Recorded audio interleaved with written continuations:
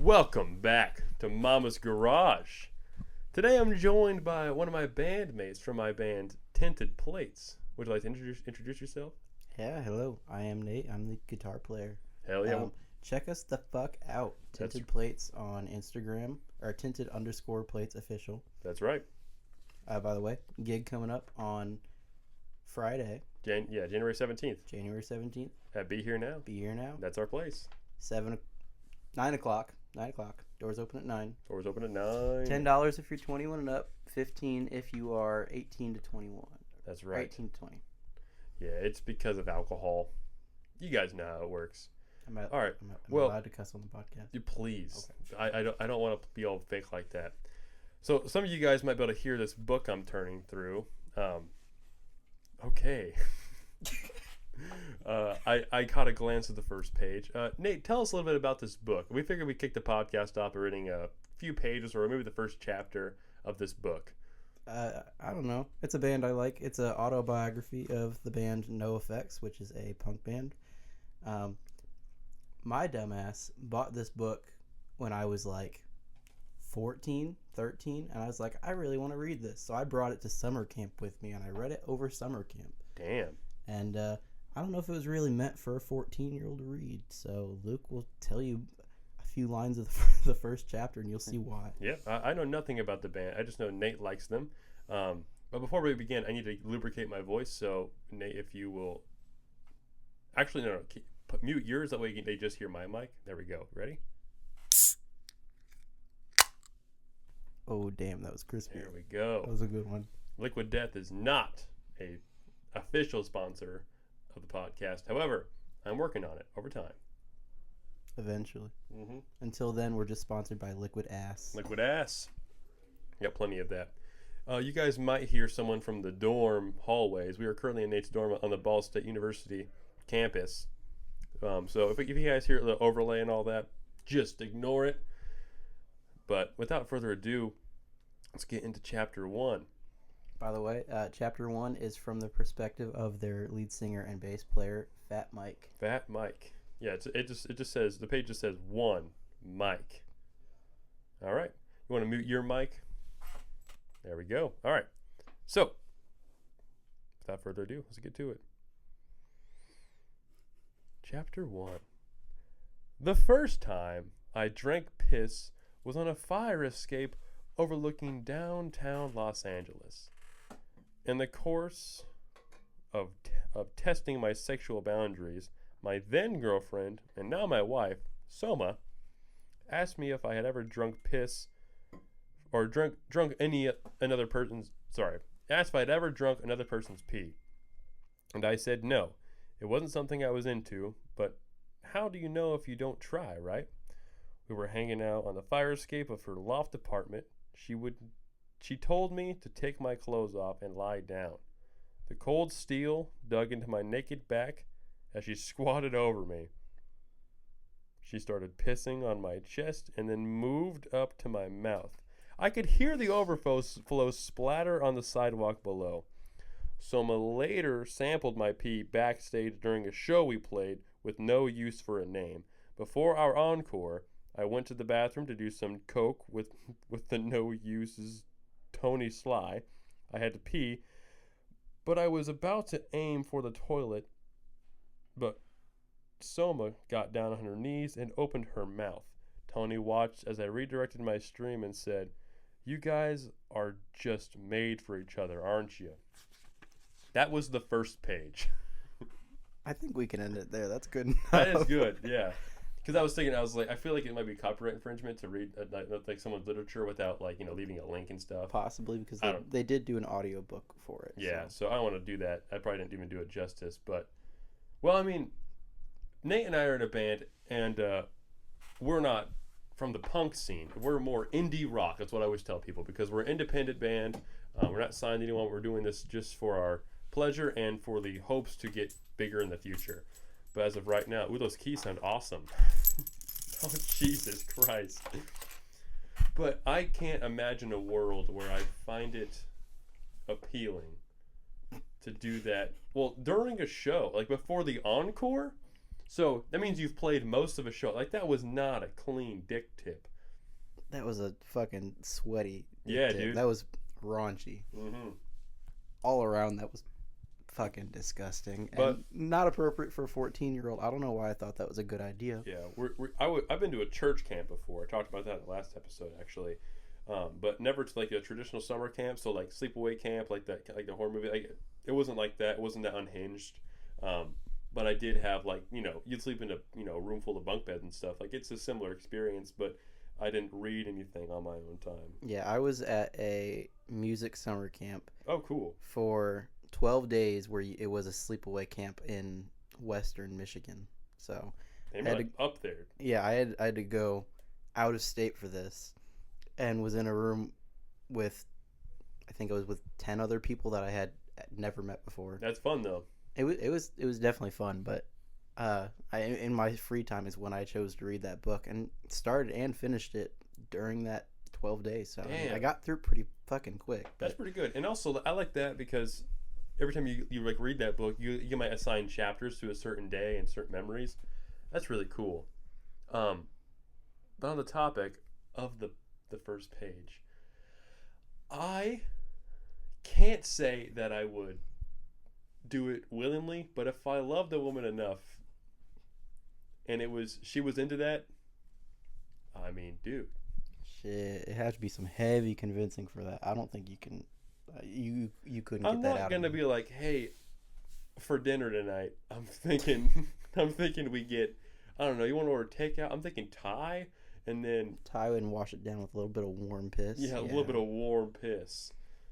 Like it'd probably be like Theraflu. You ever use Theraflu? No. Well, it's like my go-to thing when I'm sick. It's like this like powdered mixture, it has like minerals and shit, but you put it in like the warm water. It goes like through a Keurig and everything, but it's supposed to, like, I don't know, calm your shit down while you're sick. So it doesn't taste very good though. So I imagine it's a similar sensation for piss. But all I'm saying is to make my future wife happy, I would take a golden shower. I don't know what to say to you. Yeah. Goddamn. Well, I don't have a girlfriend like right now. You're talking future wife for somebody you haven't met yet. Yeah, she'll probably listen to this one day. I hope she listens to this. Yeah, I'll be like, Hello. hey, what's it, January 11th, 2025? Which, right, I mean, it feels like we've been alive forever, but most of our life after this is going to be like, this is going to be a memory. So I'll be like, hey, future wife, I did episode 4 of my podcast that's been up and running for the past 20 years. Fingers crossed. Fingers crossed. I talk about you in a metaphorical or like a hyperbolic sense, and if you're into that, just know I'll co-sign on your kink. Where's the line for you sexually? I mean, this is I don't know. That's a hard question. Because I heard the take. It's Tom Segura said this once. He said, "Your man," talking to all the ladies, he's like, "Your man will be as much of an animal as you will allow him to be." Something like that.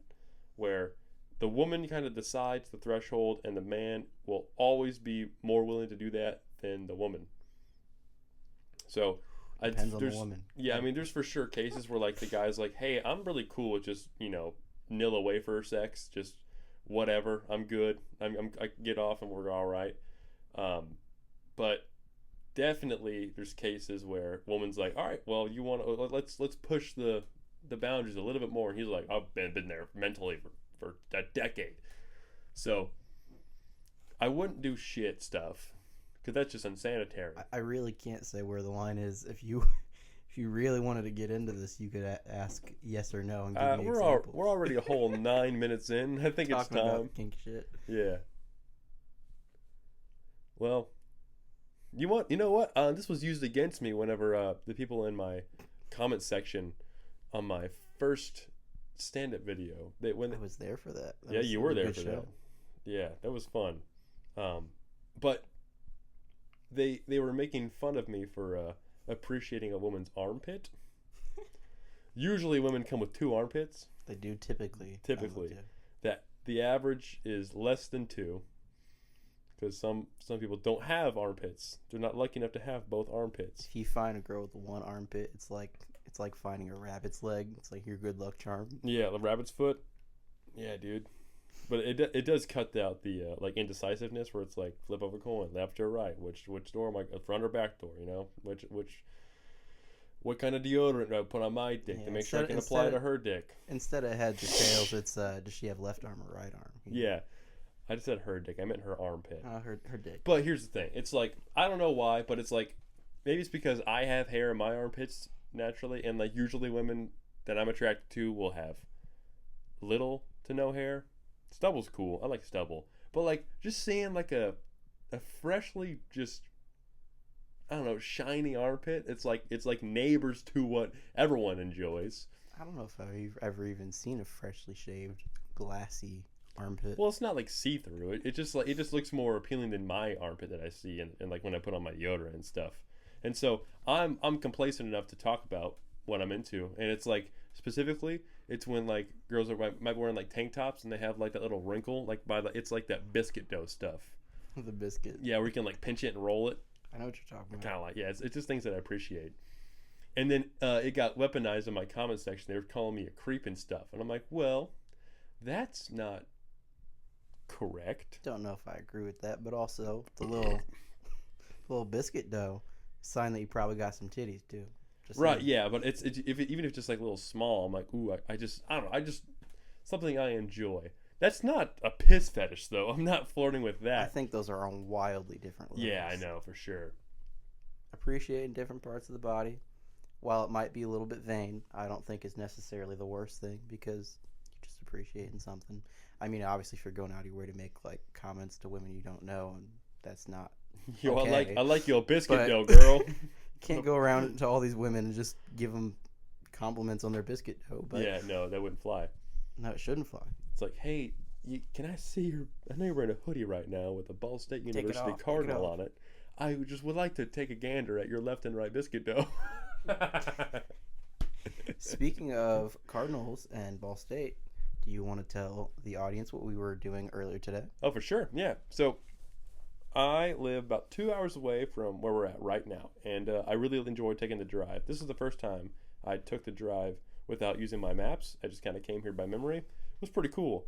And I was typically I'm like, you know, there's a certain amount of excitement that I go whenever I come up here to play with these guys. But today was even more special because we were recording drums for 4 different songs that are going to be on an album that is yet to be complete, but will be out this year. Hopefully in like end of spring, yeah, probably summertime. Yeah, I would say like before. We had a 2-month setback, so yes, we'll probably be like midsummer. Mm-hmm. If I had to and guess. I will do my very best to plug that a bunch, and we got to figure out a name for it, and like album art, and like that's a long process. Yes, for sure, and it's ways away, and I feel like you can't really do that unless you have all the songs complete anyway, where you have the whole group of them. Oh yeah, absolutely. We're kind of already thinking, so we're guessing we're gonna have like 10 songs on the album. We currently have, I think, 6 demos, correct? Yeah, I think so. We have 6 demos, and we're gonna have like 10 on the final album. We're gonna write to like 14 songs or so. Yeah, then and that means we'll have like 4 extras, and yeah, I think we're gonna have a few singles of those extra songs possibly released up to the album, so we have a bit of a hype building up. So yeah, dude, if you guys are listening, look forward to those few singles before the record. Now, we had a discussion recently. It was like we were in Avery's apartment. Avery's our front man. He's not here with us right now, but him and I just crushed a whole platter of shrimp earlier. On the floor of my dorm room, by the way. And Nate's he has a shellfish allergy. Yeah. So we weren't able to share with Nate. But anyway, Avery, Nate, and I were all discussing like how like the strategic way of like releasing music, and I've been around for a lot of like my favorite artists releasing new albums, and how it usually goes is that they have all of their songs locked and loaded, and the label will like, hey, you should need to release 4 singles for this album that are on this album, you know, and release them, you know, as they come out. So, but when the album comes out, it's all released, you already know like 4 of them already. You're a little more, I guess, comfortable with it. Yeah, you're knowledgeable of the material. And so that way, like a portion of the songs should be new when it's all released. But what we're doing, since we don't have a label, we're going to release these B-side ones first. That way, there's even more volume to come out. And absolutely. And then I don't think we have any necessarily bad songs. So far, I think every single demo we have is going to make the album. We don't have one that I'm like, oh, that's worse than the rest. We really don't have anything sloppy. Yeah, there's no runts. There's absolutely nothing like that. I mean, I'm not going to say that all of our songs are gold, but I don't think we have anything. We feel confident, though, don't we? Oh, I'm absolutely confident. And so, I mean, obviously, there's going to be something you're going to have to cut. It's not going to all be perfect. But since we're still proud of what we made, regardless, by the end of it, we're still going to give full production time and work on everything to our fullest extent. At that point, we're still proud of it. Just because it won't make the album doesn't mean it can't be released. That's true, yeah. And so I was under the impression of doing it the traditional way, like how all my favorite artists do. Nate's taking a little drink of water. That's why the audio changed. He muted his mic. Thank you for being courteous. I really appreciate that. And now we're back. Okay. All right. Well, this has been my shortest episode ever. 16 minutes. We'll call it there, you fucking skank. What the fuck was that? Fucking ick. I know. All right, whatever. I'll do one better. Watch this. Liquid Death, Severed Lime, Green Can. Gargle it for us.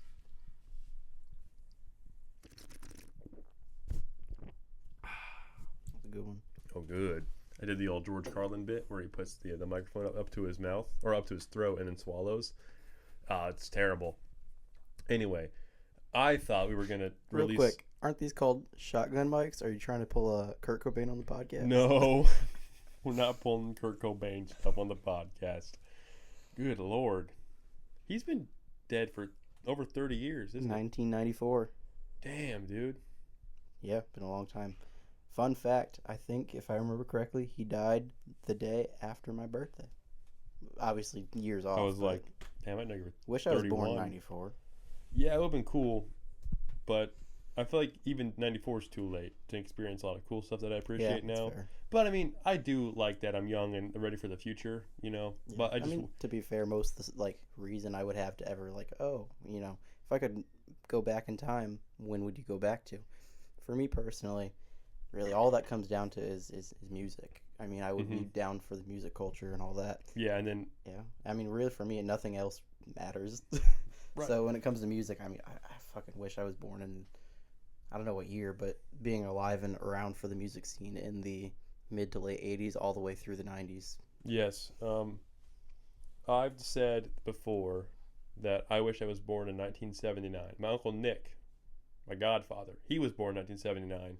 And so the way it worked for him, so you're born in 79, that means it's like you got the tail end of a cool decade. Everyone loves the 70s. Cool music, really good movies.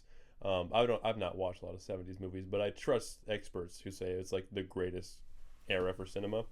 But then you get to be, I was technically your 70s baby, and you get to kind of grow up in the 80s with all that weird shit. And then you're like a teenager for the coolest years of the 90s, and then you get to be a young adult through the 2000s. And then you get to not grow up around technology and have your brain develop around it. I just want to be like a so you can be one of those boomers that say, "Oh, technology's ruined your whole generation. Well, you guys are all fucked." It's made a lot of obstacles. I mean, it's. I mean, we're doing this right now. It's really cool. We can't just pull a podcast out of our ass back in the 80s or something. Oh, absolutely. Yeah, because radio station, maybe. Yeah, but I mean, to get your own radio station. Yeah, we're not Bob and Tom. We're Luke and Nate. Well, it's got to have a cool name for it to be a radio station. Yeah, Mama's Garage. No, it's got a cool name. One of us has to have a weird name. Oh yeah, what Bob and Tom's? That feels. No, have you noticed all the radio shows got a regular name and somebody that goes by a really odd name? Well, give me 3 examples. 3 examples? I don't watch that. I don't listen to that much radio. Well, you made it sound like it was a very typical thing. I mean, from what I've noticed, I don't have examples. Okay. I don't listen to the radio. All right, well, what kids our age listen to the radio?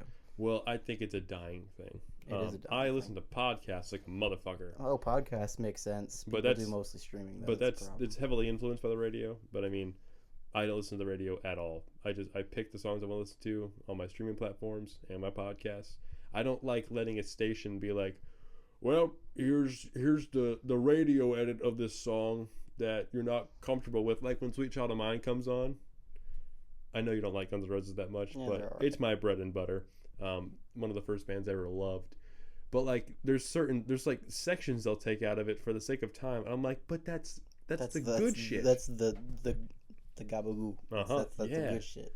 Right. I want I was trying to think of like an analogy with like if I ordered a cheeseburger at McDonald's, like I want the freshest one and leave the onions on and the pickles and all the shit. I don't want some like dumb one off the gooey goodness. Yeah, I want everything this thing can offer. You know what I mean? No, I get that. I mean, I like a lot of music that's, I listen to mostly like punk and stuff. So it's fairly fast, fairly energetic, whatever. Mm-hmm. But when you get a really, really good song that's got a lot of complexity to it, even if it's a long song, oh my God, it's still just as good as the rest. Yeah, dude. NoFX, for example. Mm-hmm. I know, we just talked about their book.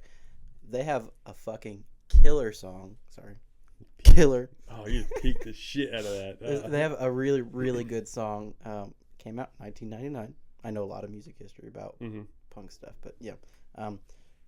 They had a song come out as a single called The Decline, and it is 18 and a half minutes long. Whoa. And every last bit of that song is fucking gold. It's a long I own it on song. vinyl. That's cool. It's fucking sick. Is it like just one side?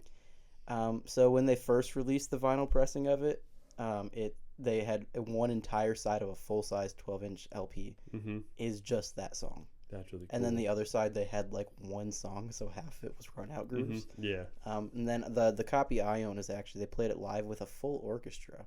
Damn. They did a full orchestral arrangement and had the live actual rock band with the orchestra playing at the same time. They played that at the Red Rocks in Colorado. That's one of my dream gigs. Yeah, it was really cool. They had that, and then on the B side, they had a different song. But it's really cool listening to that with the full orchestra. That's awesome. I'll check that shit out. I got 18 minutes to spare. 18 minutes, it's worth it. Yeah. I mean, I think of it as sort of a symphony. They have, I think it's like 6 or 7 different parts of the song. It's essentially a different song for each part. So it's different sections that all bleed in together that makes one long song. So it sort of changes like a symphony. Do they like, pull from like the beginning and pull it back? Like do like a big old finisher and shit? Like they do a little bit. That's I mean, fun. the intro and the outro part are similar. They're not exactly the same. Cool.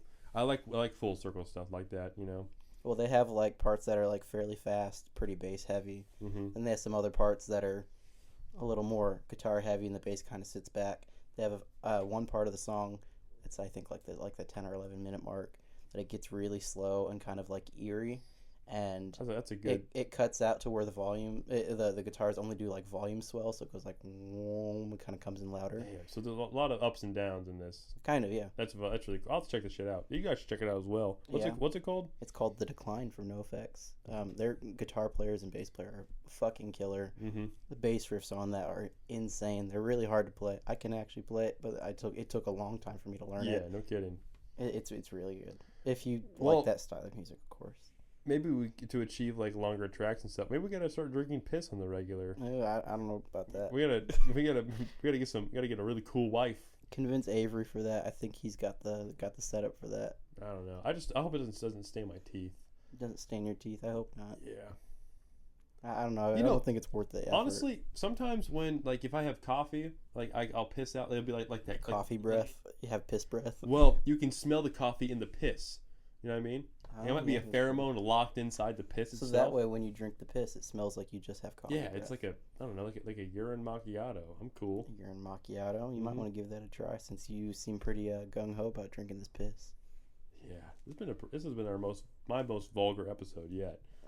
I don't know if that's a good thing or not. No, I'm proud that that's mine. We're expanding our horizons. Like my first episode was just me, a little overview and everything. The second one was like a kind of a very sweet one with my mom, and then Kate and I just had a lot. We just giggled the whole time, talked about all kinds of shit. But I was like, you're the first guy. That's you're the point of the podcast. Yeah, well, you're the first. Yeah, but you're the first guy to be on the podcast, and we've been talking all kinds of crazy shit all day.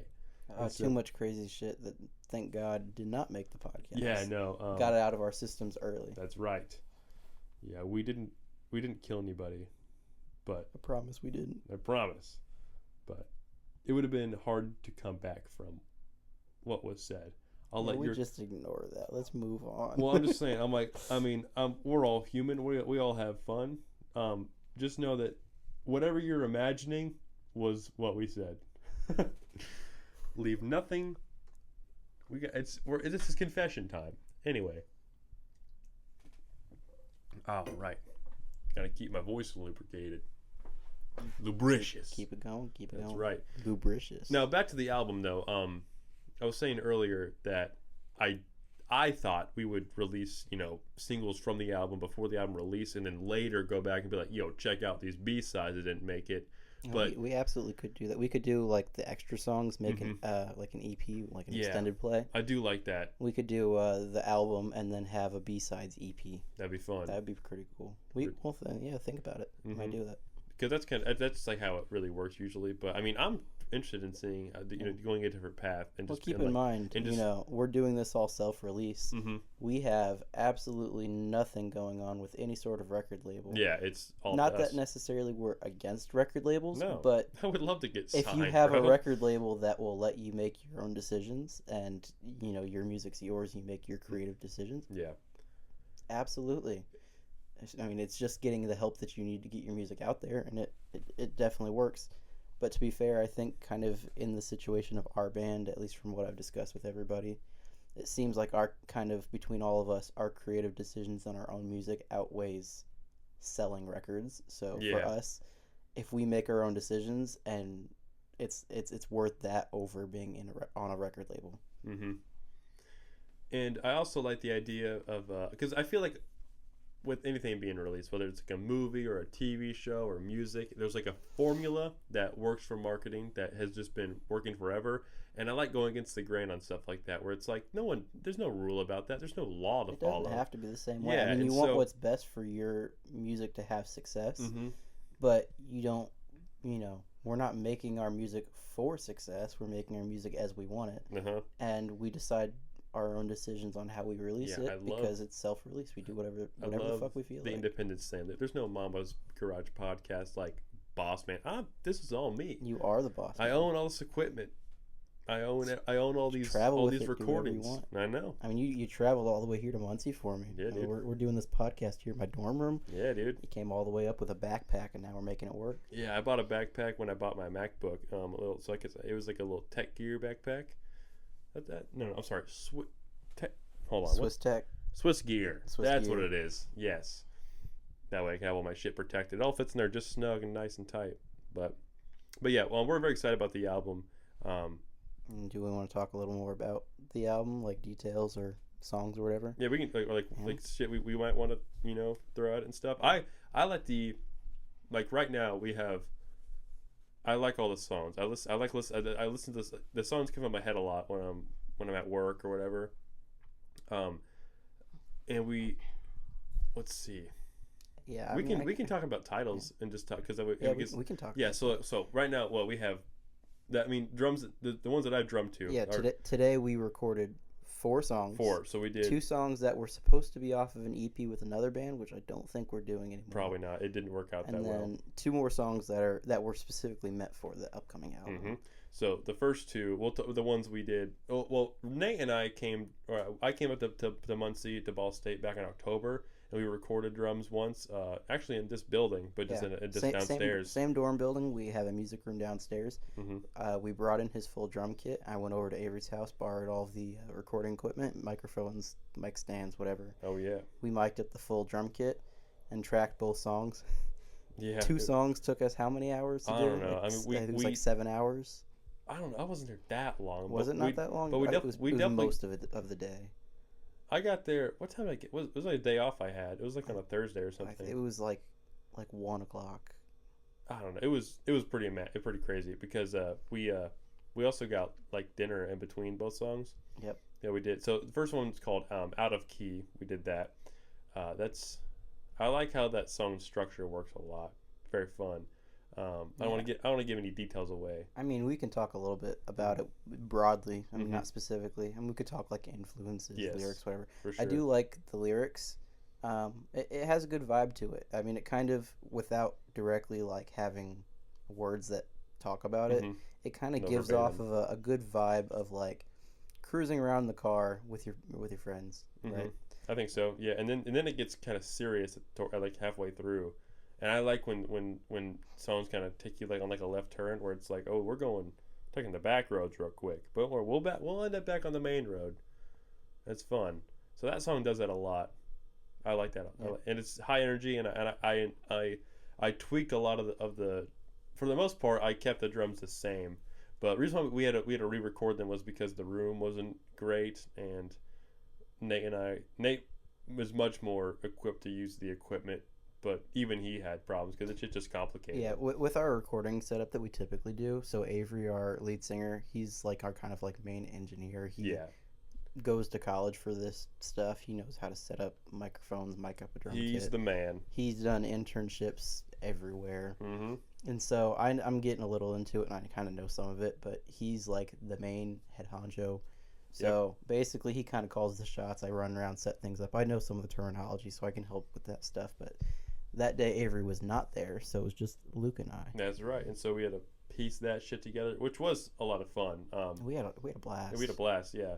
And then the other song we did was called Insomnia, which is a much more chill song. And in typical Stairway to Heaven fashion, I don't come in until about halfway through the song, which I like when a drummer can understand when he's needed and when he's not, because overplaying is a huge deal to me, where it's like he just kind of steps on moments. And so I tried my best for this song specifically to not overdo everything. Ringo Starr that shit. Yeah, just like Ringo Starr, absolutely.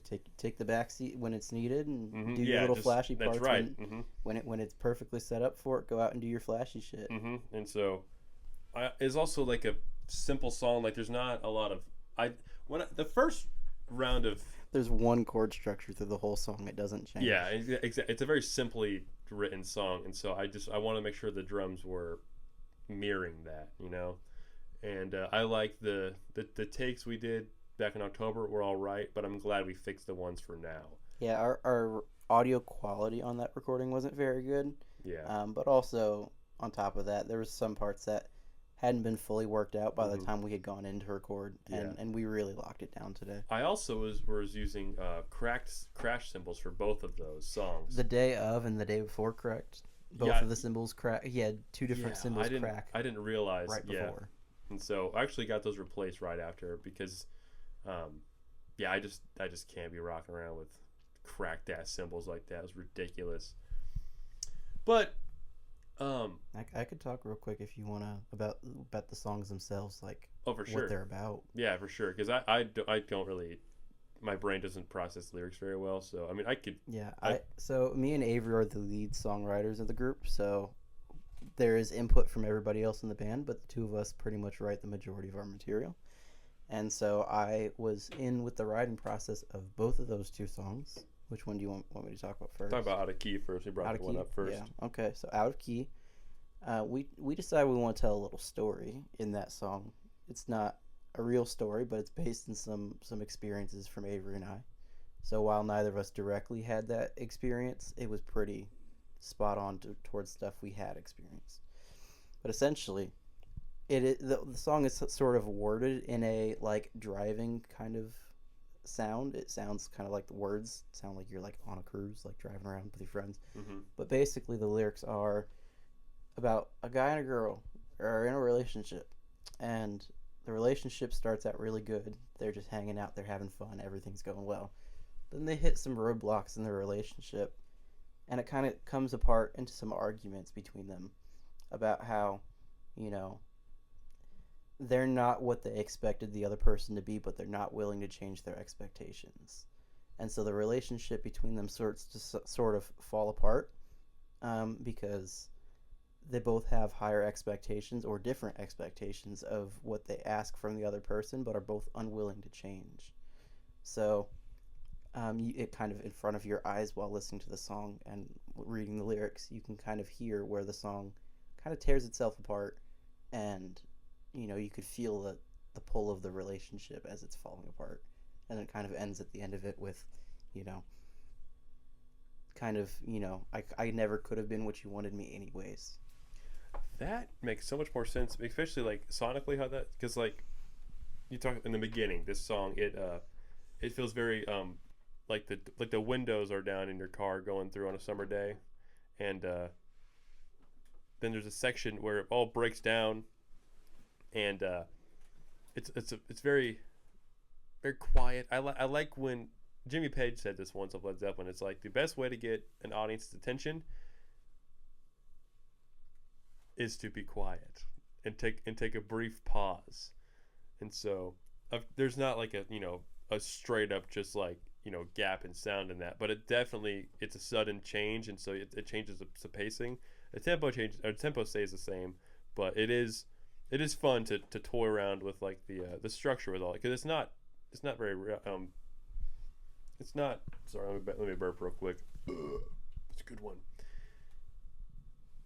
It doesn't just there's no traffic jam in the song, but it does emulate what you just talked about, how it's like great, because I've had a relationship like that too, where it's like honeymoon phase, quickly find out, oh, this is not exactly how I thought it was going to be, then it's like a section of, damn, we gotta get this shit back together, and like you have like a little bit of a powwow, and it goes back to like this more heavy section, but it's not the same as before, and then eventually it all just kind of falls apart and breaks. Unfortunately, yeah, I think we've all kind of experienced, and everybody can kind of relate to that. Mm-hmm. Is that it's kind of how all relationships kind of like end up falling apart anyway. You have to try your best, but you also have to come in it with realistic expectations. Mm-hmm. And yeah, I'm learning that now. And then it never is the same. If you go into it expecting something and that's not how it is, you're going to end up disappointed one way or another. Damn, yeah, I like that song a lot more now that I know the meaning of it. That's really good. I mean, it was a little weird writing it, because Avery and I were both writing it with the intention of telling a story of, make-believe characters, not necessarily basing those characters on ourselves. And then as we wrote it, both of us slowly started writing it more about ourselves and our personal experiences. Well, it's hard to separate yourself from a character like that. I mean, we wrote it about a character, but I feel like the scenario that happened in the story is so relatable to so many people. And I'm not saying that in necessarily any sort of way, but it's a story that I feel like a lot of people can listen to and be like, oh shit, that's exactly what happened to me. And that kind of makes it more relatable, and in that way you can kind of envision that you are either of those characters. But yeah, I mean, like you were saying, style of music absolutely makes a change in the effect and how you feel when you listen to the song. For sure. And I think we did a really good job on that one of changing the style up. Damn, yeah, I would just like making sure the drum sounded good, like with everything. The drum sounded absolutely killer. Well, thanks, dude. Yeah, I tried really hard. And the drums really added to the style of the whole song, while the rest of it changed as like evenly throughout the song. The drums kind of influence that more.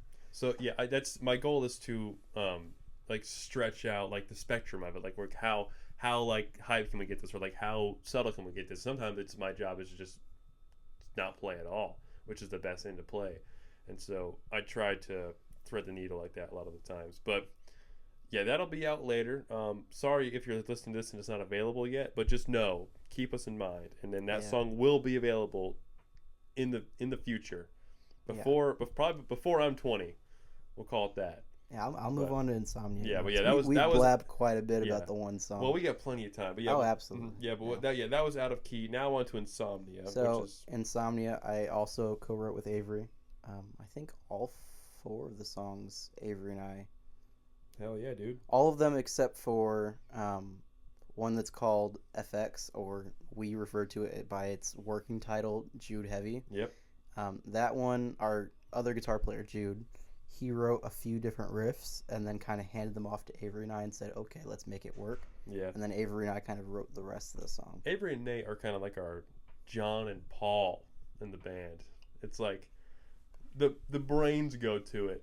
And I know you're being modest. I can see your modest little grin. You're like, damn right, I don't know if I'm Paul or John, but I wouldn't call myself either of them. I just mean like in terms of roles, where it's like it's just 2 guys in the band who are like, the creative engine, and then the other guys, so Ringo and George, like then the rest of the 4 of us, which is myself, Jude, sense. Rafe, and TJ. Shout out those guys. All of them. We got a good group of boys here. Yeah, dude, 6 fucking big band. 6 fucking dudes. That's a lot. I think that we have more. It's like there's no Maroon 6. It's Tinted Plates, Maroon though. 6 were better than Maroon 5. 6-man band. We've won up them bitches. Yeah, I like Maroon 5 though, but yeah. So Insomnia. So obviously, I think about every time I think about Insomnia, I think about Fight Club, the movie. Yeah, keep in mind, oh, by the way, all of these titles that we're calling them might not be their final release names. Yes. They are all of our working titles. But so we refer to this as Insomnia. As a listener, it's your job to listen to this and then eventually listen to the album. See if you can call back and see which ones we're actually talking about. Because the tracks are going to be much different from the release date. So. Yeah, absolutely. So, Insomnia, we wrote this song. And honestly, it's kind of self-explanatory. It's about somebody who cannot sleep and they kind of feel like they're, in a way, descending into madness. Not necessarily. They're just struggling and they're trying their best to just, like, please get past this and just finally go to sleep. Mm-hmm. Like, they're just desperate for sleep at this point. Yeah, and I think sleep is kind of a metaphor for a lot of things. Oh, absolutely. And so, yeah, there's a few songs about sleep. But the one that comes to mind is literally called Ode to Sleep by 21 Pilots. This is my favorite song to drum to. It's the first song off the album Vessel, which just turned 12 years old the other day. But that's more about like... Good album, by the way. You know the album? I know a little bit about it. I don't know a ton, but I've heard it a few times. My sister actually owns it on vinyl. Oh, really? I have the CD. I don't own a lot of vinyls, but yeah, it's my favorite album of all time. But that song is more about like fighting the demons, like whenever it's time to sleep, just like harsh thoughts that you have to, weave yourself through. But Insomnia, it's now you're craving sleep. It's the exact opposite version of that, and it's because sleep can be. People have like a weird relationship with sleep. With these Insomnia lyrics. Yeah, I got the lyrics pulled up. If you want to kind of say some of that out loud, and I can explain certain lines. I feel like it's pretty self-explanatory. There's really not much to say on this song. It's really because this song's like at least 3 minutes, and it's like there's only like 4 stanzas here. It's really short on lyrics because the lyrics are, they're really easy and self-explanatory, but they're kind of used piecework. They're like patchwork kind of thing. They're not like consistent, like flowing the entire song. They're kind of stretched out, which kind of I feel like adds to the experience and vibe of Insomnia. That's really slow and stretched out. Yeah, a lot of these work thematically. I'll leave the lyrics to you because you wrote those. So I can't say them well. Yeah, well, it's fine. We'll let the people will be able to figure out which songs Insomnia or not. You want me to say any lyrics? No, or just move just leave it. Okay. Maybe I'll be all right though. But it's cool to see it, like how I just, not in terms of Insomnia, the song itself, but just how sometimes lyrics will look like that, where it's like, oh, I thought there's much more volume to all these, but sometimes they'll like repeat stuff and not like write the stanza twice. Especially like choruses. Typically every chorus you have is gonna have the exact same copy and pasted lyrics. That's true. Like the only one of our songs that I can think of that doesn't have copy and pasted chorus lyrics is "Late Night June," a song of ours, which, by the way, copy and pasted choruses, except for I can only think of one word. The first 2 choruses of the song are like talking about the experience prior, and then the last one is after. And you can listen to this song right now, by the way. It's out right now. It's been out since Leap Day last year. No, that song came out as a demo track. Oh, that's right. That. Yes. We released the demo back in like November of 2023. Something like that. It was a long time ago. Yeah, I've only been part of the band since the summer. Since when? April, May? First day. Well, I was asked to come and drum. We played 2 shows in June, right? Or June or July? It was July because the latter half of June I was on a cruise. So I guess beginning of July. Is that a drill? It sounds like an RC car. I hear it all the time. I have no idea. Damn, that's weird. That's also funny because directly next door there's a dude who does sports commentary from his old high school. Oh, yeah. And so, like last night, I was sitting here in my dorm, and this dude's screaming his fucking head off that there's an Ohio State game, that they won the game. He's doing commentary, screaming at the top of his lungs. His buddies are over. They're all screaming, hollering, clapping. Yeah, here. It's funky living in the dorm. Let's bookmark the sports stuff. Because I would like to talk about that after we get through the songs. But yeah, absolutely. We have a lot to talk about with the songs. Yeah, for sure. I hope this isn't slow and boring for all of the listeners. But we're gonna get probably some juicy shit to talk about. We're gonna get probably 9 listeners on this one. I bet. I'll probably be 3 of them. So. That's cool. Yeah. Listen to the conversation you just got done having. So with Insomnia, I like the structure of that a lot because sometimes I get tired of like verse, chorus, bridge, last I don't chorus. really know if there's any parts in that song that necessarily repeat. No, besides, it's just like the motif the whole time. Well, the one riff repeats the entire song. Yeah, so and I like that. It kind of connects it all. Mm-hmm. So it doesn't really give off the vibes of verse chorus because it's all the same. And that song also, but the lyrics are all different. Besides for the ending, it builds the whole time. It's like it does. It's like a story. It's blue balling you. Mm-hmm. Yeah, that's true. It builds little by little. It kind of starts nice and like we have a tape or a tape delay or something like that. We have a tape delay on the lead guitar. It's kind of fluttery. Yeah, and then cool. As it works its way through, it's like it starts from just the guitar, just the lead guitar, to lead guitar and rhythm guitar and bass. Then adds the drums at the end, and then it gets distorted. It all gets stacked. Yeah, it stacks as it goes. Yes, it's very fun, and I like to. It's like every time I write the drums, it's like I'm solving a puzzle where it's like, what's the best way to perfect key that fits in there? Absolutely. And so sometimes I have to get really creative, or a lot of times it's like, what's the more simple route, and that's really fun. And then you go crazy with all the fills. Yeah, fills are fun. Two of the songs we recorded today, two of them, right? Yeah. Were like quite heavy songs. Yeah, those are the ones we haven't mentioned yet. Yeah, the heavy songs we put a crazy amount of like fills in there. We're really picky about the fills, but and so they were so tasty. They sounded perfect. Oh my god. Well, thank you. Yes, let's move on to, we'll call it. Yeah, that's it for those two songs were the ones that were supposed to be off of the EP with that other band. I don't think. Yeah, it was going to be like a collab situation where it's like 4 in total, 2 and 2 each. Yeah, it was going to be 4 songs. We do 2, they do 2. We were thinking about maybe doing another song together, but probably not. And then basically haven't heard from them in a few months, so we highly doubt that's happened. They live across the state, so we can't just like go talk to them. Yeah, I didn't even know about these guys. This was a project that got started before I was ever a part of it. We started that I think in like April. Oh yeah, which was right around the time I discovered you guys. Yeah, you joined a little later. Yeah. So that was in the works and talking about it. Ignore the voice crack. I was talking about it way back before you even joined. And then just nothing ever happened with it. They kind of stopped communicating with us. We've tried to talk to them, and they to be fair, both bands are all college kids. Everyone's busy. But, to be fair, we kind of... Pish posh. I have a full-time job, bitches. Oh, you got a full-time job. The rest of us all are in college. No, yeah. It makes it a little hard. I understand. Right. You got to make time for it. You absolutely have to make time for it. You have to really, yeah. I just think, depending on the band, some make it more of a priority. Like, I feel like we work at a healthy level on speed. We don't do too much. But we don't want to kill ourselves. We take priority in the band. It matters a lot to all of us. That's good. Yeah, and I try to make sure I brush up. But like before we were recording today, I've had like months with these songs. So I do know how to procrastinate. I'm pretty good at it. But with something I truly care about like this, it's like I got to make sure I give it my full attention the whole time. That way, again, like ideas can like fully bake in my head. That way I don't throw some shit at the wall when it's time to record. Then it's like those are out forever. Yeah, I mean, real quick, I'll just mention both of the songs for that EP. Avery and I actually wrote them both. I think back in I think one of them we wrote in like April. I think that was like Insomnia. Well, and then Out of Key we actually wrote in like July. Yeah, so they've been going for a while. Yeah, they're pretty old compared to the whole band's career, but.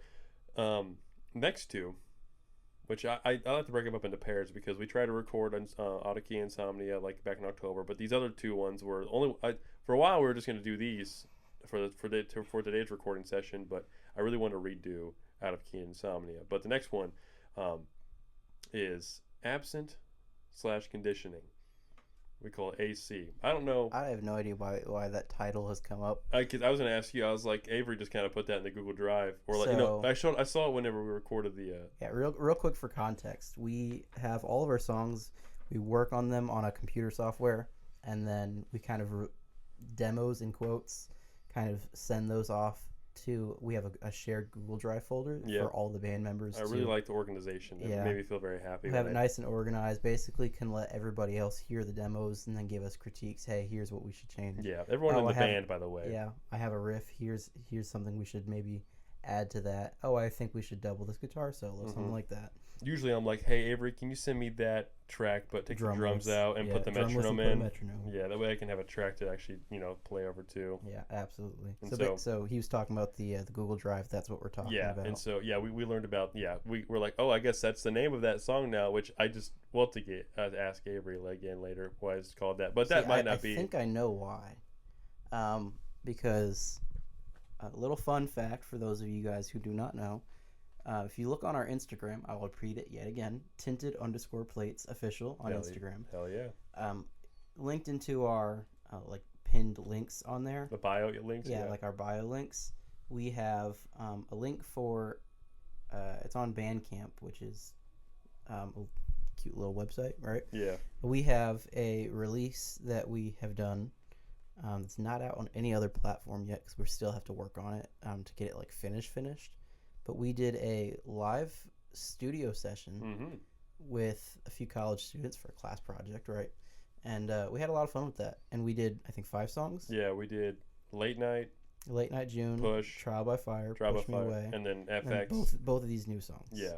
So I think when we recorded those songs, we didn't give the people that were recording us, I don't think we gave them the titles.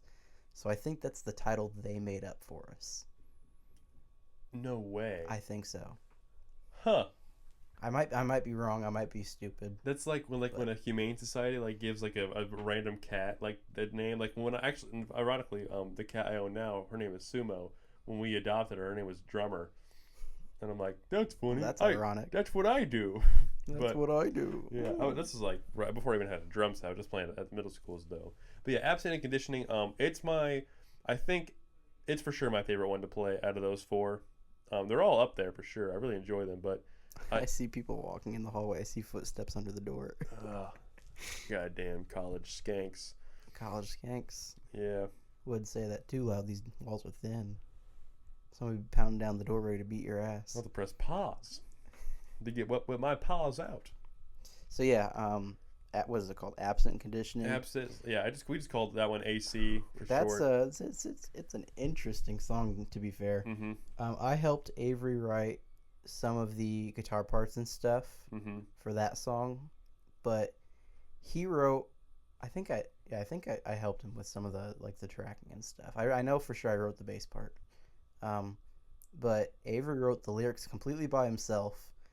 And do you want me to talk about what it's about? Yeah, because I really, with all music, really, I can't.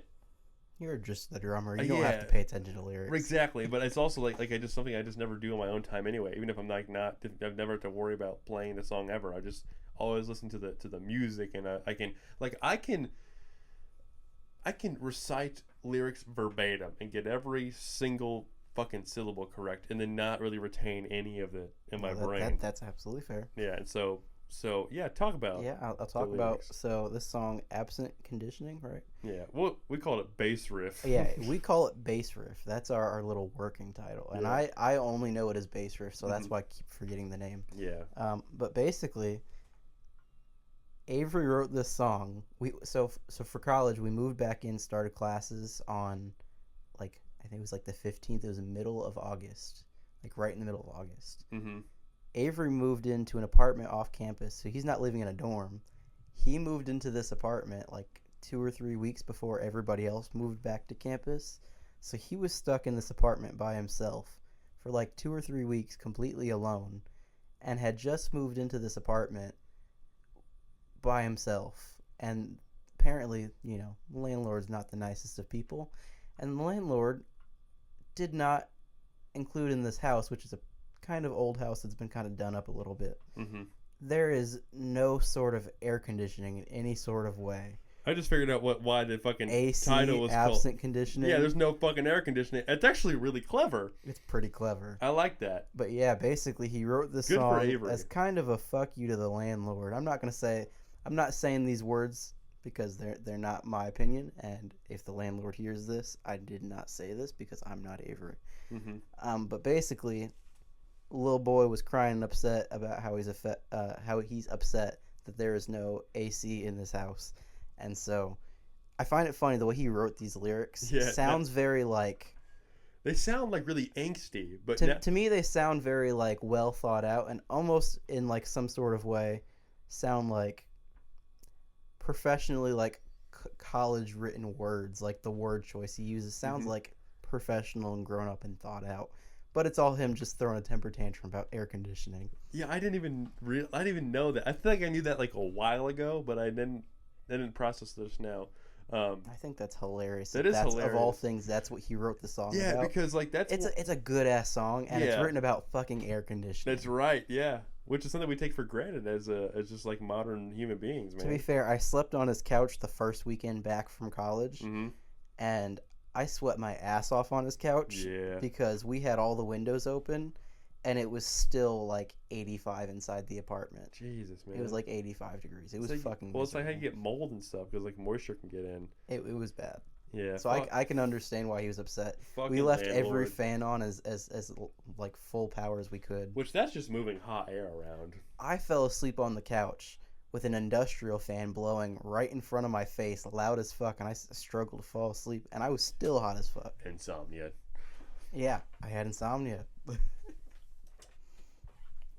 Well, that song. Well, there's a lot of. Well, here we'll talk about the studio sessions we were talking about earlier. That they're out on this website called Bandcamp, which is also an app. I've been listening to those just kind of checking those recordings from time to time. Those recordings, honestly, I'm surprised how good they turned out. I know, man. So those songs, the versions we have released right now on Bandcamp, were all mixed and done by the students that recorded us. And each of them had their own song to do. Yeah. So they're all a little different. We had 5 songs. I think only 4 got sent back to us because there's 4 students. Right, because I don't think Trial by Fire is the one we're missing. Yes. But basically, we sent all these songs, or we recorded them, and then they eventually sent them all back. For the class project, each student had a different song they had to mix. Yeah. And so, they all sound different in their recording quality. Because while it was all recorded the same, they were all mixed different. Yes. But when they were all sent back to us, they all sound pretty damn good. And I don't know about you. I mean, I'll just mention it real quick, and you can talk about your own perspective on it.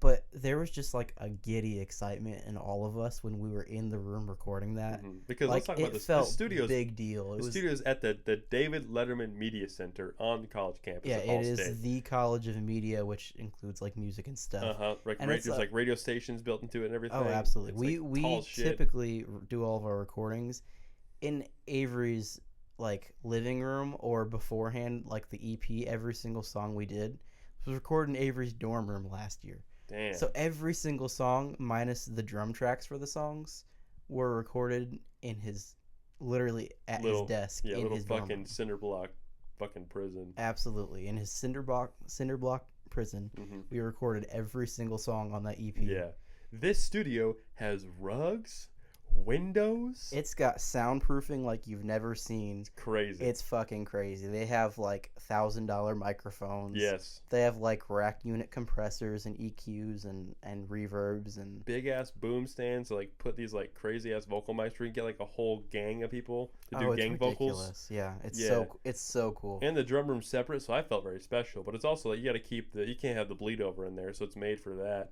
But yeah, there's also like the control booth. It's just like there's like huge monitors in there, and it just felt like, how the hell do we secure this? We were of course like the subject for the project, so it was like a win-win situation. Like we were doing it as a favor for these kids who specifically asked us, "Hey, can you do this for us?" Yes. But oh my god, it was so worth it. It was so worth it because not only was it, a really cool just hey we get to go hang out in the studio. But the feeling of walking through those doors and like knowing that not only are we recording, a first thing like that mattered, other than like the EP, obviously. This was more than that. It was our first time in a professional studio. Yeah, I'd never even been to a studio. This was our first recording ever that was not in a garage that had Mr. Luke Franklin on drums. Yeah, we recorded in Martinsville, like 2 blocks away from the pizza shop I used to work at, and it was in Jude's like it really cool. Jude's garage. It was pretty funny. Yeah, it was, but it was.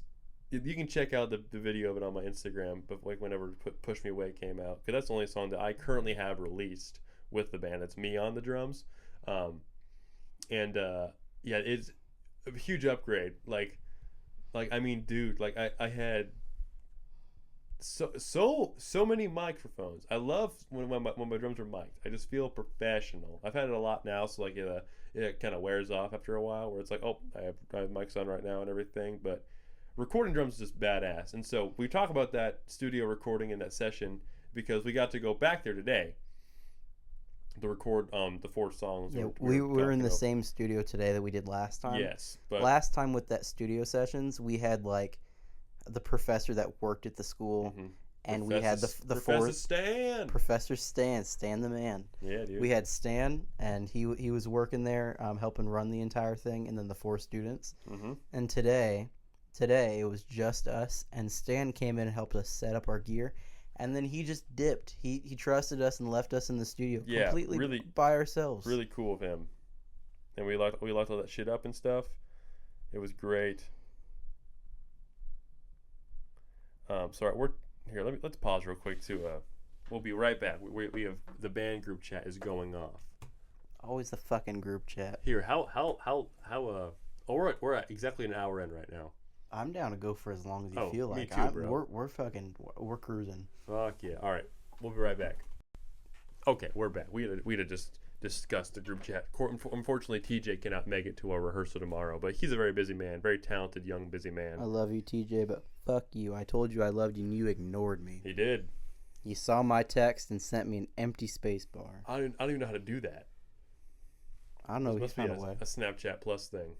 He said. I don't know. But I do love you, TJ. Love everybody in the band. You guys are all perfect. For sure. And you are big parts of my lives. And I do think we all really had a good time in the studio that day. And we had it was so fucking fun. It was absolutely worth it. TJ had simply for the experience of knowing what the actual recording process should be like. Yes. Oh my god, it was so. It was the most fun I've ever had with recording something because I enjoy the process of working on our own. Because it's like a frustrating thing, but it's like the product's really fun to have, and they get to toy with it later. But it's the excitement that you get from it. Yeah. Because the problem is when Avery and I record just about everything, just the two of us. Other than drums, we get Luke in, and backup vocals, we get TJ in the room. But like all the guitar tracks, bass tracks, and Avery's lead vocals, it's just the two of us in a room. Yeah. And when we do that, it's cool because it's slow and methodical, but it doesn't have that spark and that like little touch of magic. Yeah. When we were in that room, it felt shit was magical. Elevated. I don't know who's all been in there, but it felt like there was history in there, man. It's just really cool. Just a huge, cool studio space like that. And so we got to go back there today and record, which I was like, hell yes, because that was Stan the man. Stan is the man. Thank you, Stan. If you're listening to this, I doubt you are. My man. Thank you, Stan. We appreciate you, and please let us back in the room again. Please, we would love. Hope we can do all the. I like. I want to do the full album. I really like how "Push Me Away" is like in the garage in Jude's house. But I was also still 18. Yeah, "Push Me Away" when we got that recorded. Yeah, it's currently planning on still being on the record. We released that as a single, and we think we're gonna make it on the final record. Yeah, I like that. That's a fun song, man. I just think it's really funny that we recorded that.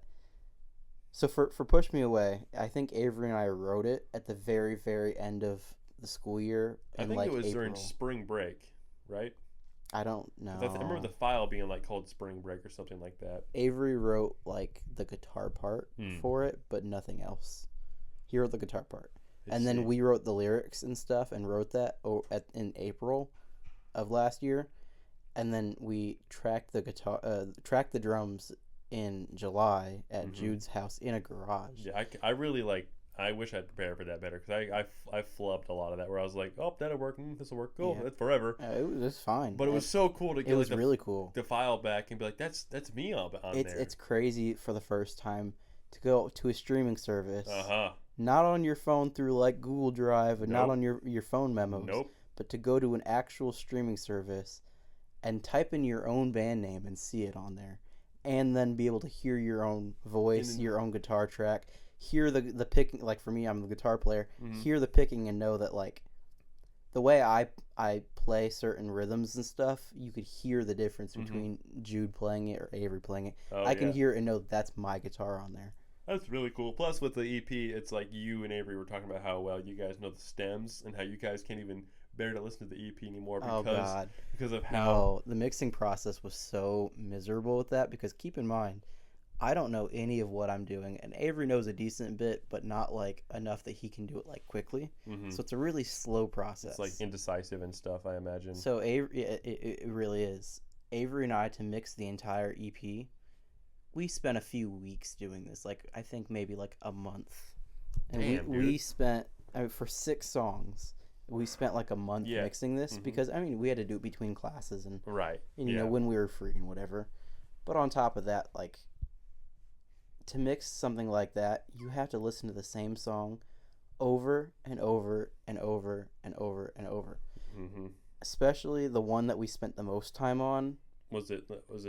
It was Late Night June. The very first song we ever wrote. Like, it was like the intro to the EP. What everybody hears first. Mm-hmm. Was the song Avery and I spent the most time on, especially in the mixing phase. But I can't tell you how many hours we spent on that song alone.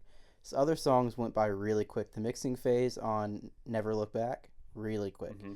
Obviously, the less tracks there are, the faster it is to record to mix. So like Icarus, I think we got it done in 2 days. Easy, yeah. And those 2 days were like maybe like an hour or 2 each. TJ sings Icarus beautifully. I love that song. His voice is of an angel. Yes. He is in a choir group, by the way, or not a choir group. He's in an a cappella group with our old drummer Nathan.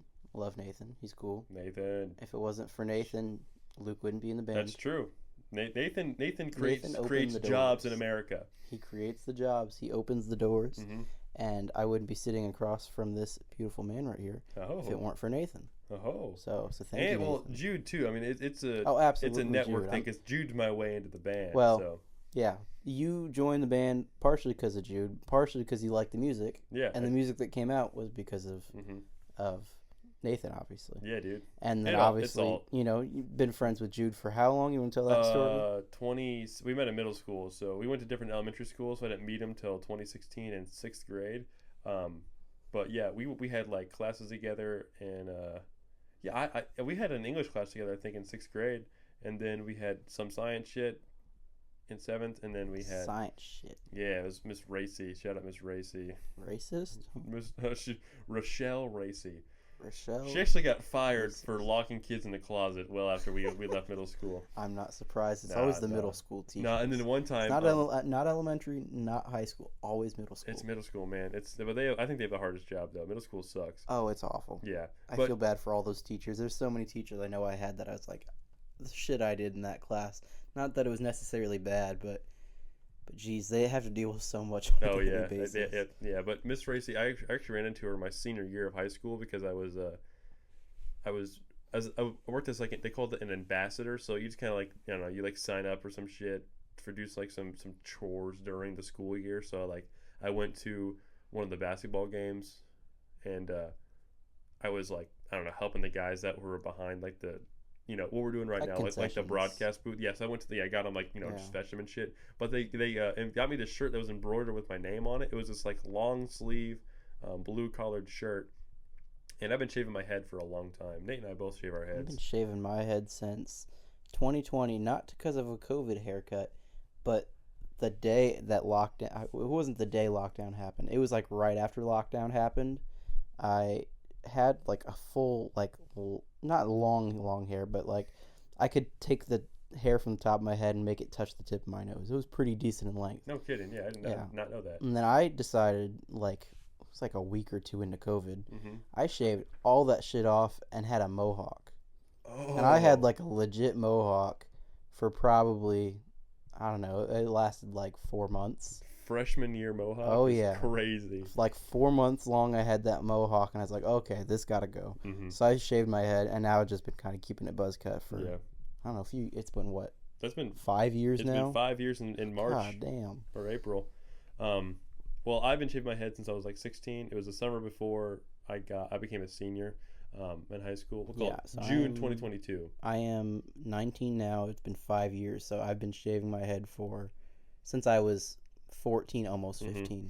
I think it makes you look older, and that's the point of the story, because Miss Racy, my old teacher, which I look a lot different than I did when I was 12, but I sure hope so. Yeah, well, I mean, like to the point where she didn't recognize she introduced herself not as Miss Racy. She goes, "Hi, Rochelle. Like, she thought I worked at the high school. I was like trying to get to know the staff, you know. But yeah, that's Miss Racey. But yeah, I've known Jude for a long time. And so, but back when Jude used to be chubby. You know that? I did know that. I've seen a few pictures of Jude in high school. I try my best not to bully him. It's all right. We're slim boys now. It's all good. But not all of us. You guys. But yeah, that's how I got in the band. We told this. I told the story at the beginning of the very first episode. You said. Yeah. Did you tell? Yeah, you did tell in the first episode. Just in case no one knows, recap. Recap it real quick. I think they've already heard it. Working at a pizza shop, and ran into Jude during the day of the eclipse back in April. Sir Jude Haywood. And he was with our bassist Rafe, and they had, Sir Rafe. They were playing Black Hole Sun by Soundgarden during the eclipse. Yeah, we played that, or they played that at I think Jude's house. Yeah, like right at the eclipse as the Pretty eclipse cool. was in the middle of Very happening. Cool. Put that on our TikTok, by the way. And it's the only video we've ever had that like kind of blew up. That's cool. I think we have like a few million views and like a few thousand likes. I didn't know that at all. Really? I don't know if it's million. I don't know. I can check, but it's a pretty decent amount considering that it was so early in our career that nobody like. No kidding. It's cool. Nobody cool looked ass at video though. It's also a really cool angle. And just the eclipse was awesome. But I was like not even a mile away when it was happening. I was on top of the building that the pizza shop is at. And then after, I ran into Jude on the street, and then he told me about the band, and I was like, hey, I if you guys need me to sit in for you, please let me know. And then long story short, Jude's garage back in July, and now we're sitting here in Nate's dorm room. So that's why we talked about Jude and everything. Yeah, okay, so I was completely wrong. We have 47.2 thousand likes with 261.3 thousand views. So that's still more than a quarter. That's pretty million. Good. That's awesome. It's 250,000 or more. Dope as hell. It's pretty dope. Soundgarden. Black Hole Sun. Won't you come? A little fucking won't you come? Asking that motherfucker to come? Damn. Well, yeah. Just politely. Like, won't you? What are you going to ask next for them to piss in your mouth? Ooh, full circle moment. Good on Nate. Callbacks. Love me a good callback. Let's finish talking about our songs. Callback. And then we can talk about the sports stuff we talked about earlier. So, Back to AC, the cleverly named song AC. I guess we were talking about the fills and stuff. Yeah, because I wanted to say there was a fill. Some tasty fills. Here's the thing. I like there to be certain. God, don't eat the microphone, motherfucker. You're not fucking the fat kid from Willy Wonka. I forget his name. Augustus Gloop is his fucking name. That's an ugly name, an ugly personality, ugly person. Yeah, not good. He's probably dead. Diabetes. All right, stop putting. They can hear your tongue sizzling. It's gross. But back when we did, I'm gonna mute your fucking mic, dog. Fine. I mean, they're gonna still hear some of it, but yeah, stop. Okay. I'm not doing nothing. Go ahead. Right. Talk about Augustus Gloop. Okay. Then the first studio recording. Bum ass. We were playing bass riff, AC, whatever you want to call it. And I did this fill right before the last chorus, and I filmed it for my Instagram, and I'm glad I did because I ripped this fill directly out of my ass. But I was like, all right, I'll play it. I was like, the best shit's always improvised. I didn't every know. Single time. And so, but I'm so happy I recorded it and I looked back at it and kept like I had to like write it down somewhere. So I transcribed it and I kept it in the song. So now it's going to be in the real recording. I love that fill a lot.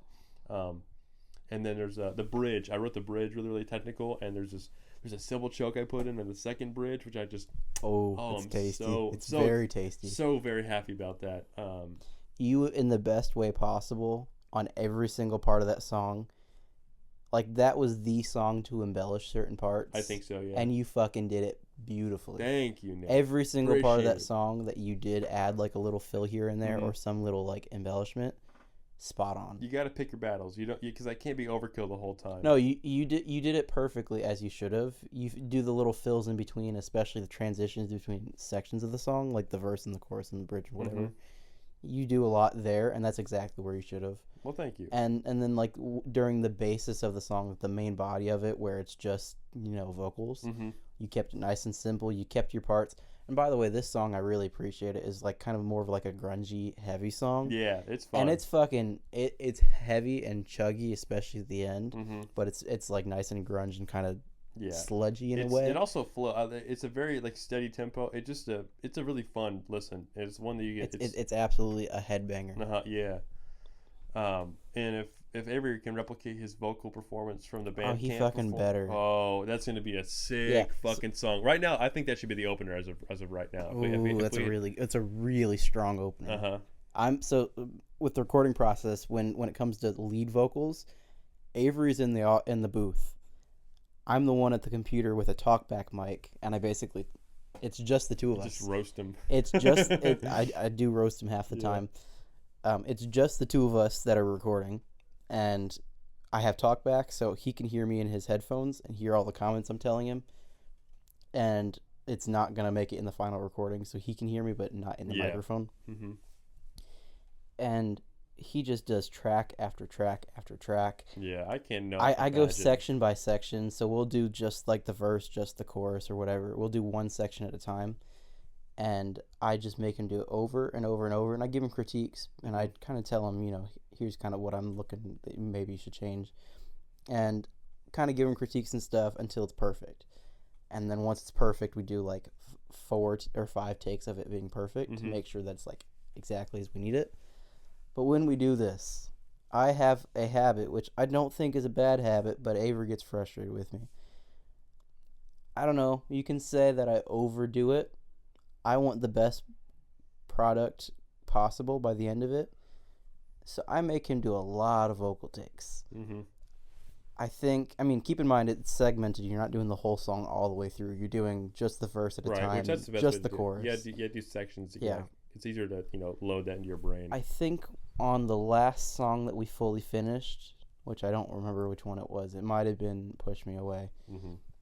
By the time we were finished with that song, I think we had like 130 vocal takes. Oh my God, Nate. I killed his voice. I bet you did. I killed it. And I feel really bad that I did. And it's tough love, man. It's weird because I don't feel bad at all when it first starts recording. And then when it gets to the point where I can hear he's physically struggling, I'm like, okay, maybe we don't need 5 extra takes. We just need 3. Yeah, you're not like training to be like for Kill Bill or something. I don't literally want to kill his voice. I mean, that would be awful. Yeah. But I do want the best quality striving thing for perfection, especially with this, where it's like it's going to be. It's a recording that's on the internet forever. You can, assuming internet crashes or something, it might get taken down someday. But somebody out there has heard it or made a bootleg of it or some shit. Yeah, it'll be out there for sure. But yeah, it's a. Yeah, we're both inspecting the mics right now because now I'm talking over here. It's like, oh, you're up close and personal. Yeah, because I'm talking to the top. It doesn't, but over here, yeah, it's like a brush. This is what it's supposed to look like. You want to do some ASMR? Yeah, that's right up in there, isn't it? Damn. I feel you tingling in my asshole. Okay, well, I'll keep that in mind. I'll put it over here now. Yeah, now I can see what's going on. I'm holding it up in the light and seeing the shape of it inside. It's kind of cool. Yeah, for sure. I got it. We should probably get back on topic. Yeah, no, I don't think anyone's having fun listening to us talking about the microphones they can't fucking see. I guess it's better hearing us talk about the microphones than be deep through the microphone. Yeah, so. All the way up in here like that. Okay, that one made me uncomfortable. So, I mean, someone probably liked it then. There's probably a few women out there that are going crazy for that. I just got to make sure I hold the mic correctly because this is the direction it points. Yeah, because the audio is definitely impacted by that. I did not realize that at all. I believe that's called a cardioid pattern. The different mic shapes and the radiuses. Yeah, I just thought you were talking to the top, but that's not the case. You're talking to the top. I'm talking to it right now. It's a lot quieter. I'm keeping the same distance. And here's what it sounds like when I keep the same distance. Just rotated it. It's crazy. We're a bunch of audio nerds, so bear with us. Thank you for sticking around. If you're still here. If you're still here, what, an hour and 18 minutes into this podcast? Yeah, man. I mean, I think we'll at least go. To you guys. We'll at least go with 2 hours for sure. We plan to talk about I don't know what we have left to talk about. We're just kind of spitballing it. We're just saying whatever the fuck we feel like. I mean, but it's cruising. I easy. Really, the band's a big part of our lives. So I want to make sure I get. Yeah, we haven't even finished talking about the 4 songs. I know. So yeah, talk about the tasty fills on absent conditioning. Yeah, because I guess I already did, because there's the fill before the last chorus, which that's the one I captured on accident at the first studio recording, and I redid it and again kept practicing that and kind of tweaked it a little bit. Oh shit, we mentioned 2 different songs. I think we mixed them together. So we had one song which we called Jude Heavy, which is... Yeah, because we changed the names of those. I don't remember what that one's... the other name was for that. FX? FX. Yes. So we have FX, which is Jude Heavy, which is the one that had the chuggy breakdown at the end, which we'll talk about more in a minute. Yeah. I think I confused the two of them. Yeah, I could tell you, but I was like, it works the same way. But yeah, well, okay, so right now we're talking about Absent Conditioning, which is the air conditioning song that Avery wrote. Okay, so we're talking about that one, which is still a pretty good grunge song. Mm-hmm. But keep talking about that. For sure. All right. Well, yeah, AC is my favorite to play. Yeah, bro. I gotta. This has been a good learning curve episode about these mics, but no need to scratch. No need to scratch like that. But yeah, AC. So yeah, I want to talk about the kick patterns in that, which this is some super inside baseball. Ooh, shit! By the way, for those of you guys listening, this dude pulled up the studio with his double kick. I did. We went fucking crazy. Yeah, for that shit. Oh yeah. So I'm not proficient in that yet, but what I am trying to brush up and be solid as possible on one kick drum. You're definitely getting there on your double. I mean, I'm not a drummer, so I'm saying this very delicately because I can't do any better at all. Yeah. You're really good with your kick patterns, and you could do the patterns, but sometimes they're a little rushed or a little slow. Yeah, it's a consistency. A lot of it has to do with control. Yeah, it's totally fair. Good critique. But when it comes to kick drum patterns, that's universally you're always going to hear a kick drum pattern on beat 1 of a measure. It just how it works. You just got to make sure you have that solid foundation. Always kick on 1 and 3 and snare on 2/4. That is the parent function of a beat, but I like to kind of move from shit around from there. But basically all the beats that I write they start out that way in my brain, and I just start throwing shit at the wall, filling them in. Yeah, but this is a little bit improvising. For the chorus, this song, the kick drum pattern it repeats every 2 measures, and I left a lot of space in between everything, and a lot of it's on the upbeats, and I really like the way it sounds with everything, and I'm really happy with how I came up with that. And I want to make sure with all 4 of the songs we did, I didn't want there to be any repeat patterns, or if there are, there's a meaning for it. Cut all the excess fat, make it just no filler. Yeah, I've also entertained the idea in my brain where it's like, what if I write a drum track? So there's 2 different songs that I have to write drums for. I'm tasked with that, but I write the same part for each of them. They work both ways. It's like where you can have a puzzle. Oh yeah, that's a good idea. It's like a puzzle that you have to take both sides. Oh, absolutely. Because think about it this way: we could take something exactly like that, where the drum part just keeps going, and maybe the guitar is cut out. Oh shit! Could fade between songs. That we could write that down right now. Okay, hold on. That's fade between songs. One drum track that kind of keeps playing. One drum track. Guitars cut out. Maybe keep the guitars in the same key. That feels like a track 6 and 7 type thing. That'd be nice. That's fun. All right, I gotta make sure I have a send it to Avery. Let's see, drum. This is I guess this is real life inspiration you're hearing. Yeah. Okay. So I'm gonna real quick. I think you think we're good on that song. We'll move on to the next one. Yeah. Okay. I don't want to give you more spoilers. I'll talk about the next one while he's getting this figured out. But the next song we worked on was what was the song called? It was called Jude Heavy, right? I muted your mic, by the way. So song called Jude Heavy. That's our working title. Once again, I highly, highly doubt that'll be our finished title. This song, like I said earlier, our other guitar player, Jude, he kind of came up with the bass riff for it. Not bass riff. He came up with the main guitar part for it, but not really in a structure. And so he kind of wrote the few parts and then handed it off to Avery, and I said, okay, finish it. So Avery and I kind of started getting going with it, and I think we wrote that song just about the entirety of it, including lyrics, and 2 days, We wrote the entirety of all of the instrumentals, including every single layer, like extra lead guitars and all that stuff. Mm-hmm. We wrote it in one day. Damn, I did not even know We that. wrote it in probably like 2 hours. Not even. Jesus. Like the arranging and everything, down to like adding extra layered tracks and drum part and everything. Like 2 hours. Yeah, and that's the ending of that is the one we. So like, all right, in my head right now, if we had to put the songs out, it would start the way the album would start would be. I guess if I don't put up an order right now, it would be AC. AC's a fucking killer intro. That would be a great intro. That fades into FX because there's a version of that in the drive right now. Yeah, we have some stuff going. I mean, keep in mind our drive is not just demos; it's also concepts and ideas. Yes. So we do have like you said in there, all things band related. So it would be AC, FX, then Push Me Away right in the middle. By the way, on the drive, we also have like outtakes from different recording sessions. Yeah, it's fun. We also have audio clips that we plan on like placing into it. Yeah, I love that type of shit. It was the intro to what, Jude Heavy, or was it bass riff that starts with Jude screaming? Oh no, fuck. that one's just called June 13th. Oh, June 13th. Sorry, that's a song that's even more not worked on. Uh-huh. I have lyrics for that started. I have to work on that with Avery. By the way. But that song, I'm trying to remember. That song, the title for it, if it is gonna be the lyrics I wrote for it, it's gonna be called "Waste Away." Okay, Push Me Away, Waste Away. I like when Waste Away. I sometimes like when songs like have similar titles, but they're two completely different songs. But it's like the link of it is there. Yeah, kind of. So the real quick concept for that one is basically, I don't know, the song style is kind of like a little more upbeat, rocky kind of stuff during the actual like basis of the song. Then towards the end of it, it kind of like everything drops out. Guitar with kind of like a reverby delay and like a big solo at the end. Mm-hmm. So it kind of feels introspective in a way. Yeah.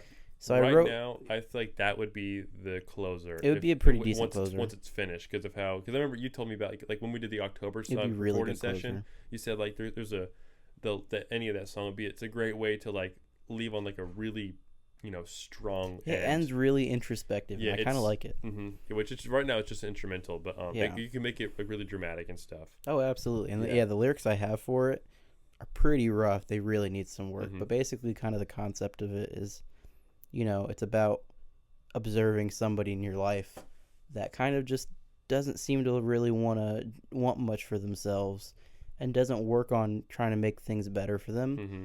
And they just kind of repeat the same cycles every day and they're not really happy with what they're living. And so it's sort of writing about this person just wasting away, that they're not doing shit with their life that's meaningful. Yeah. And they're just kind of wasting their time until eventually they're gone. Mm-hmm. And about how, you're trying to encourage them, like, don't just waste away, do something with yourself. You gotta. And so it ends introspective. It's talking about do something with yourself. That's kind of on a positive note. That's good. Yeah, I like that. But like that with that song, it's not even finished yet. But it's really rough. That really shuffles my order because right now if I'll just get through it real quick. It's AC that phases into FX. It'd be like it's it'd be a great phase. It'd be great. Yes. And then after that would be Push Me Away. It's a good middle one. And then Push Me Away after FX. Which is the AC. So AC, FX, Push Me Away is the first three out of the five that we AC then FX. FX is the one that was Jude Heavy with the breakdown. Yes. Breakdown it's like kind of like a metal-ish breakdown. Yeah, straight into Push Me Away. Yeah, it's because I like when they clash the contrast. Like that. Yes, the contrast is fun because it keeps the listener on their toes. I really don't like. I don't want it to sound all the exact same. Yeah, I don't want it to be a perfect sway. I want it to be like drop-offs, where it's I mean, small drop-offs. Not. I mean, that's a big drop-off. Yeah, I don't want something dramatic where it's like, it feels almost like, blasphemous to put them together. But nothing. I want to make sure we keep their attention where it's like we have, I don't know, we will have a huge talk about that, about the order, because the order matters so much to me. It matters a lot. I mean, when it came to the EP, Avery and I kind of sat down, and we both had rough ideas for the order, but it kind of came to... I had an idea. Avery had an idea. He showed me his idea first, and I was like, that doesn't quite work.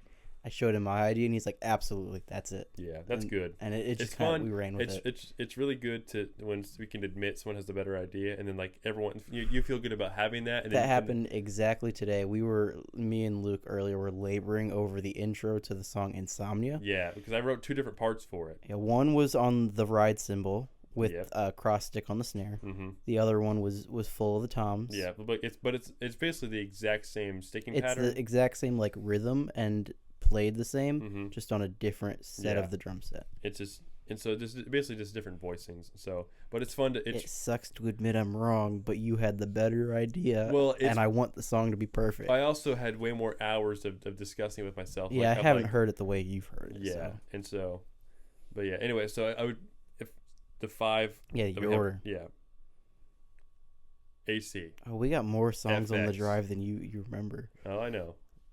Which we don't want to give away all of our secrets. I'll mention real quick, not mentioning anything about it, but I have a song that I wrote, and I'm not gonna give away what it's about, but the title might. Our working title as of right now, because it was a joke between Avery and I wrote this song about myself, and in case you can't tell, want to say it together? 1, 2, 3. Virgin gets dumped. Yeah. So for those of you listening to the podcast, yes, I got dumped, but that means I'm single. So, oh well, yeah. Especially Luke's mother, Mama's Garage. Mm-hmm. Talk to me. I'm free. You're talking about my mom. Yes, your mother. You want to be my stepdad. You can call me whatever name you want. Nate, I'll personally curb stomp you. I'll put that sweet little smile of yours on my goddamn porch. I have a perfect porch setup for curb stomping, and I will put on one of my mom's high heels, have my big fat hairy veiny pale fucking foot basically fit into that, and just have my heels sit and then just fucking okay. I'd like to mention I've never met your mom before.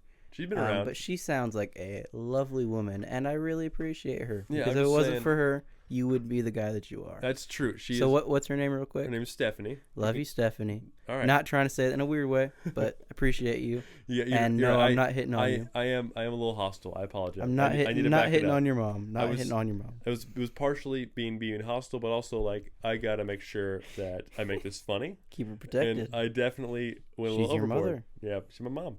Anyway, yeah. So I'm also single. But Nate, why don't we're both single? Why don't we just not be single? Just be together. I'm cool with that. I wish you were a woman. I wish you were a woman. Oh well, fuck. We could just both be women. We go on double dates. We gotta find some women. Well, yeah. Anyways, I wrote the song "Virgin Gets Dumped." So in case you can't tell, the song's about how I got dumped. Relationship I was in for 5 months. That's okay. Doing rough, man. I thought you were about to say half a decade. I was like, Jesus. No, not half a decade. That's a marriage at our age. No, it was 5 months. It was that's enough to get comfortable with someone. It was an absolutely comfortable relationship, one I was very much into, and upset that it ended. Well, so it's just kind of gathering some thoughts and then how I felt afterwards. And I won't say much more on that because she might be listening to this podcast. Maybe not. I'm not really sure. Knows? And also, don't want to give away the secrets of the album, so we'll keep that under wraps. I guess there are definitely more songs than I remember. It's just the ones that I've written the drums to. I was kind of qualifying. June 13th got nothing written on it, so there's not really anything to talk about there. Yeah. Virgin Gets Dumped ain't much, and then we had those, and then I think there's like one more, but I can't remember it. It doesn't matter. Yeah, whatever.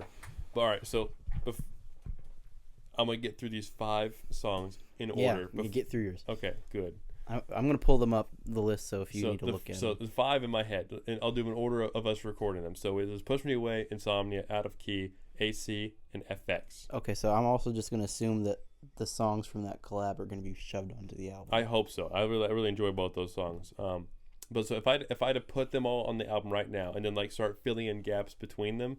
As we put more songs, it's like the. Keep in mind, Push Me Away is on, and so is Out of Key and Insomnia. Yes. So all the songs from today, plus June 13th, plus Push Me Away, plus Virgin. Okay. Well, of the 5 that I've already written drums to, cool. Yeah, no kidding. That is. Yeah, that's a. Plus Insomnia, it's not on that list yet, but. Yeah, whatever. We'll make Avery do it.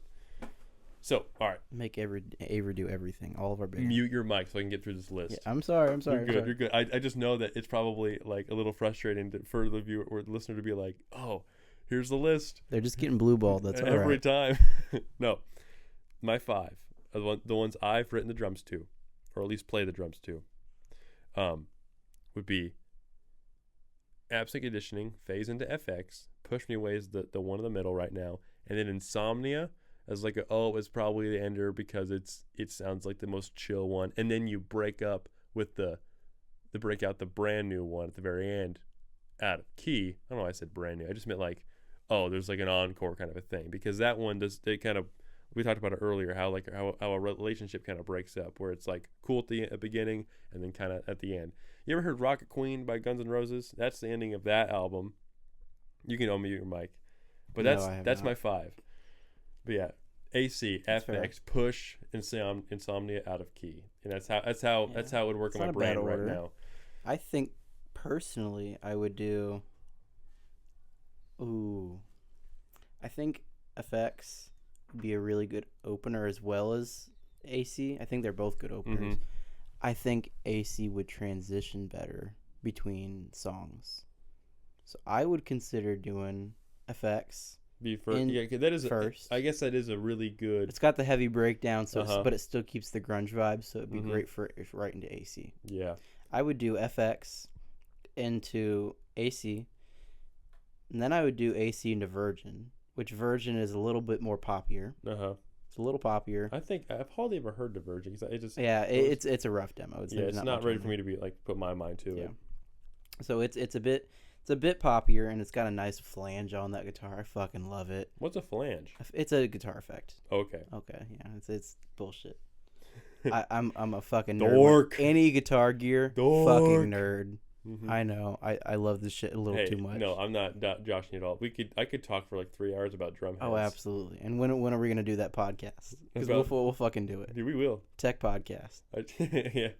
Oh yeah. Just preface it from the beginning, like, hey guys, if you just don't click off of this, if you don't give a music. Fuck.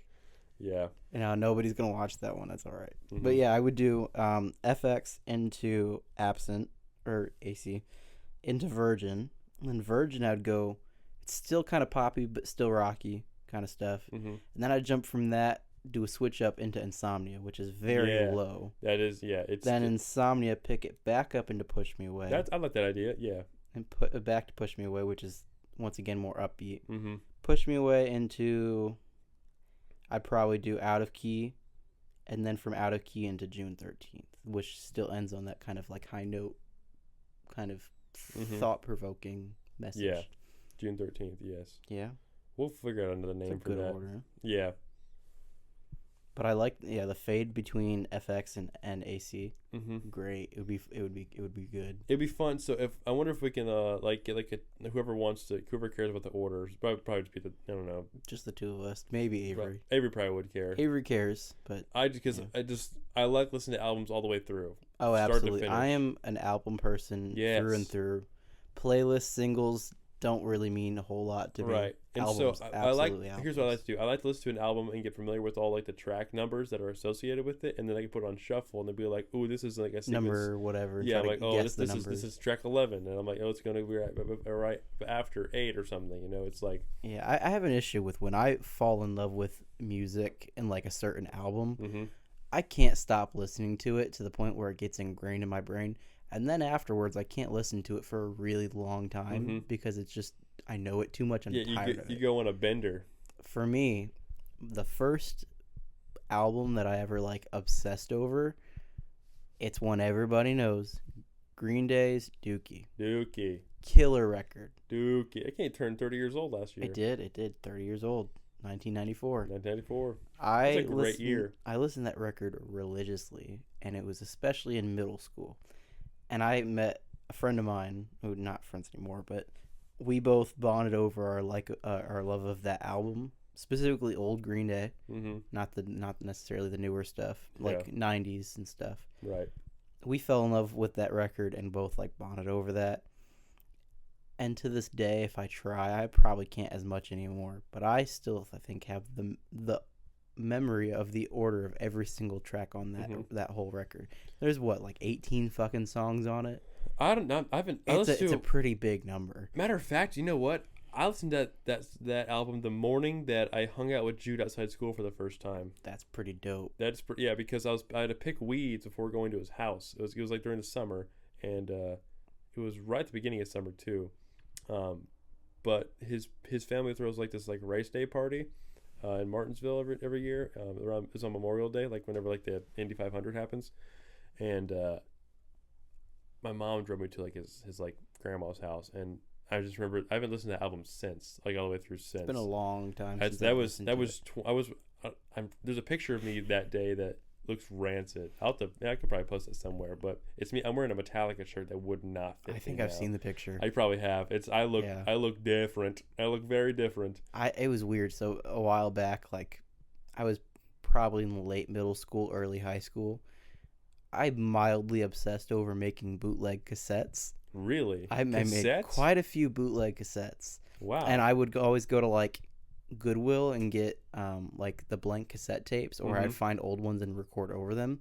But I liked the blank ones because it had like the labels, so you could make your own labels. That's cool. For side A, side B. And I would put a different record on each side. Side 1 would be one record. Side B would either be a different record from the same band or a completely different band. Mm-hmm. I'd do a full record on one side. That's awesome. And I made a bootleg of Green Day's Dookie. Mm-hmm. And it was so funny because the last time I touched my cassette deck, I had not plugged in. I put in the cassette deck, or put in the cassette that I made of the bootleg of Dookie. Mm-hmm. And it was so cool because it was the first time I ever like really thought about and fucked with it. I clicked play on the record, and there is a knob on the front that lets you, if it's like a little too slow or a little too fast, you can change the pitch So I was listening to Dookie with the speed all the way down, and it was basically like Dookie slightly sludge metal, and it was so fucking cool. That's cool. You should try that. It's all right, because everything's like detuned and dropped, and it's also slower tempo. It's not really sludge metal because it's still pretty fast. So it's just heavy and thick. Okay, it's so cool. It's not slowing the tempo down, because on YouTube you can. It slows the tempo down. Right, but it's tempo and. That's what I'm going to say. It's not slowing the tone. It's like not lowering the pitch. It is. It's both. It is both. Yeah. So it's like how on like a record player works, where you have it like exactly different modes. Yep. Okay. Yeah, I remember. It's all analog, so it doesn't do any of that extra fancy shit. Yeah. Because on YouTube, it'll change keep the speed, pitch, but keep the speed the exact same. Yep. Yeah. No, it's not. That's a really good feature that YouTube has. I like that. Shout out use YouTube. It a lot all the time for learning guitar parts. Yeah. Play with a YouTube video on half speed. Or if I just want to like learn some shit, but like do it quickly, just 1.5 that shit. It's absolutely. Badass. Do a lot of studying for homeworks and tests, and put a YouTube video on on 1.5 speed to learn all your shit. For orientation, my last job, or for my new job, I'm sorry, we had a bunch of videos to walk through, and I did it to all those. Don't say that shit; they might hear. Sorry, Cook. I did it right in front of my supervisor. Oh, then they don't care. Yeah, I was like, this is a little trick. Save myself some fucking time. I hear the people in the hallway, loud motherfuckers. Shut the fuck up. College skanks. The college fucking skanks. Mm-hmm. Which is funny because as far as I'm aware, my entire floor, other than a few doors down the hall, it's an all men's floor on this half of the floor. Okay. It's kind of divided half and half down the middle of the building. Mm-hmm. Half of it is all men's, half is all women's. Yeah. So yes, these college skanks you're talking about are all men. All right. Well, I just like calling everyone a skank. No, everyone's a skank, yeah. Yeah, dude. Hell yeah. Fucking skanks. You ever heard of Legion of Skanks? It's a good podcast. No, I have not. Well, check those guys out. Shout out. Is your mother the co-host? I will fuck you like a pig. What was her name? Stephanie? I love you, Stephanie. I'm sorry. All right. I'm sorry. All right. I apologize. I'm going to have you write That's strike two. I'm sorry done. card. I will absolutely write her a sorry card, and I will slip my number in it. I feel like there's a better word for sorry card. An apology letter. An apology letter. And I'll slip my number in that apology letter. It's all right. I've been trained to like a fucking, I'm like a really, really like good dog. Should I include in that apology a little picture of proof of little Nathan's size? Jesus Christ. Just so that way she knows what she's getting herself into. All right. Don't want to break her back. Okay. I'm sorry. I'm sorry. All right. You better chill out. I'm stopping. I love you, Stephanie. All right.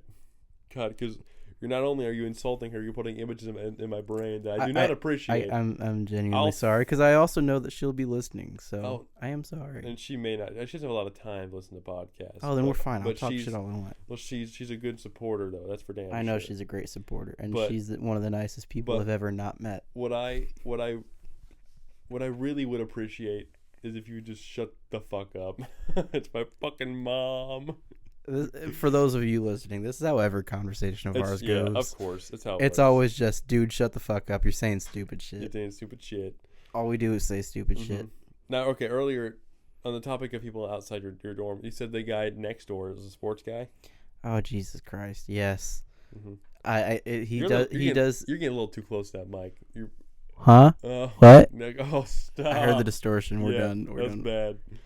The problem is the way I'm facing is straight in, so I'll rotate it. There we go. That'll work. That's fine. I have it the same direction, but I have like a little more space. But I'm glad I figured that out, though. We're good. What'd you say? Oh, my God. I'm sorry. All right.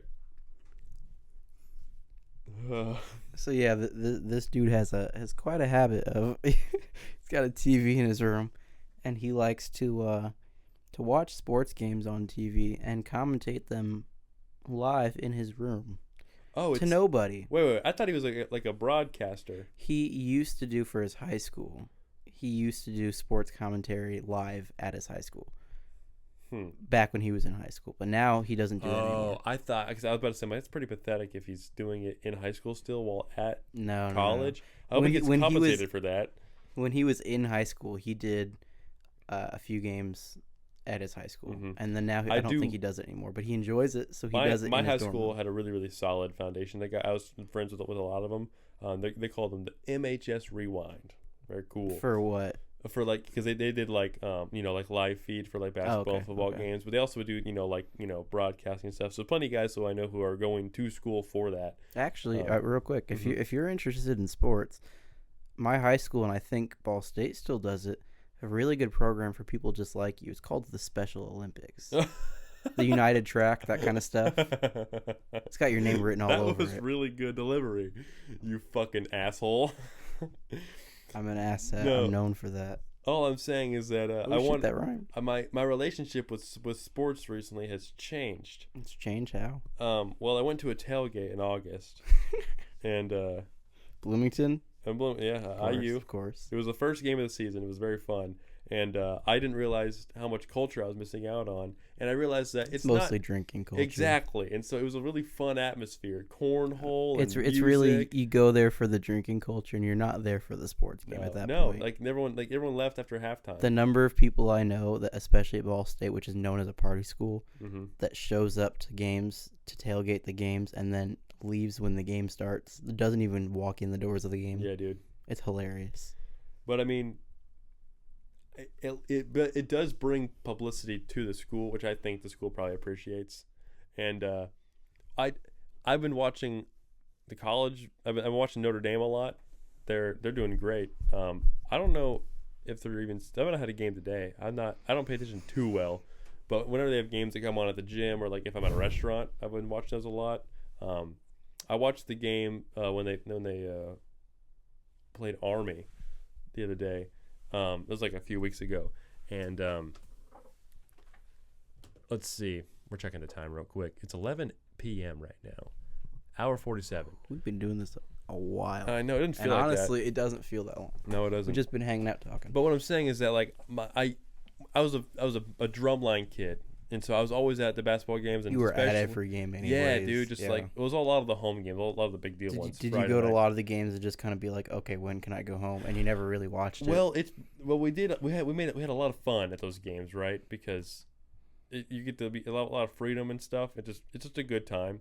I mean, I kind of wish I did some of that stuff too. I mean, when I was in high school, so you were a band kid. Yeah. I was not a band kid. I was an orchestra kid. I did orchestra, not band. I did upright bass. Jesus. I played upright bass for years. God, you suck. Yeah, the fucking losers, I know. I played upright bass for I don't even know how many years. Bass is the coolest one, though. It's the coolest one. Fuck violin. Fuck Jude. Yeah, bass is the coolest. I played that for years, but the problem is, strings and stuff don't do things like jazz band. Yeah. Which would be really fun. I wish I did that. And it also doesn't do things like football games with marching band. Yeah, and I kind of wish I could get into some of that stuff. And so my definitive my argument against what's better, band or orchestra, there's just so much more variety with band. I think orchestra has the better, more usable instruments, in my personal opinion. Not usable. Movie scores and shit like that. Movie scores and all that kind of shit. The stuff that you're gonna be more likely to hear outside. Mm-hmm. I think orchestra slightly wins, but then when you're also thinking of like outside of the film scoring and classical aspect, which instruments are you most likely to hear? It'd be brass.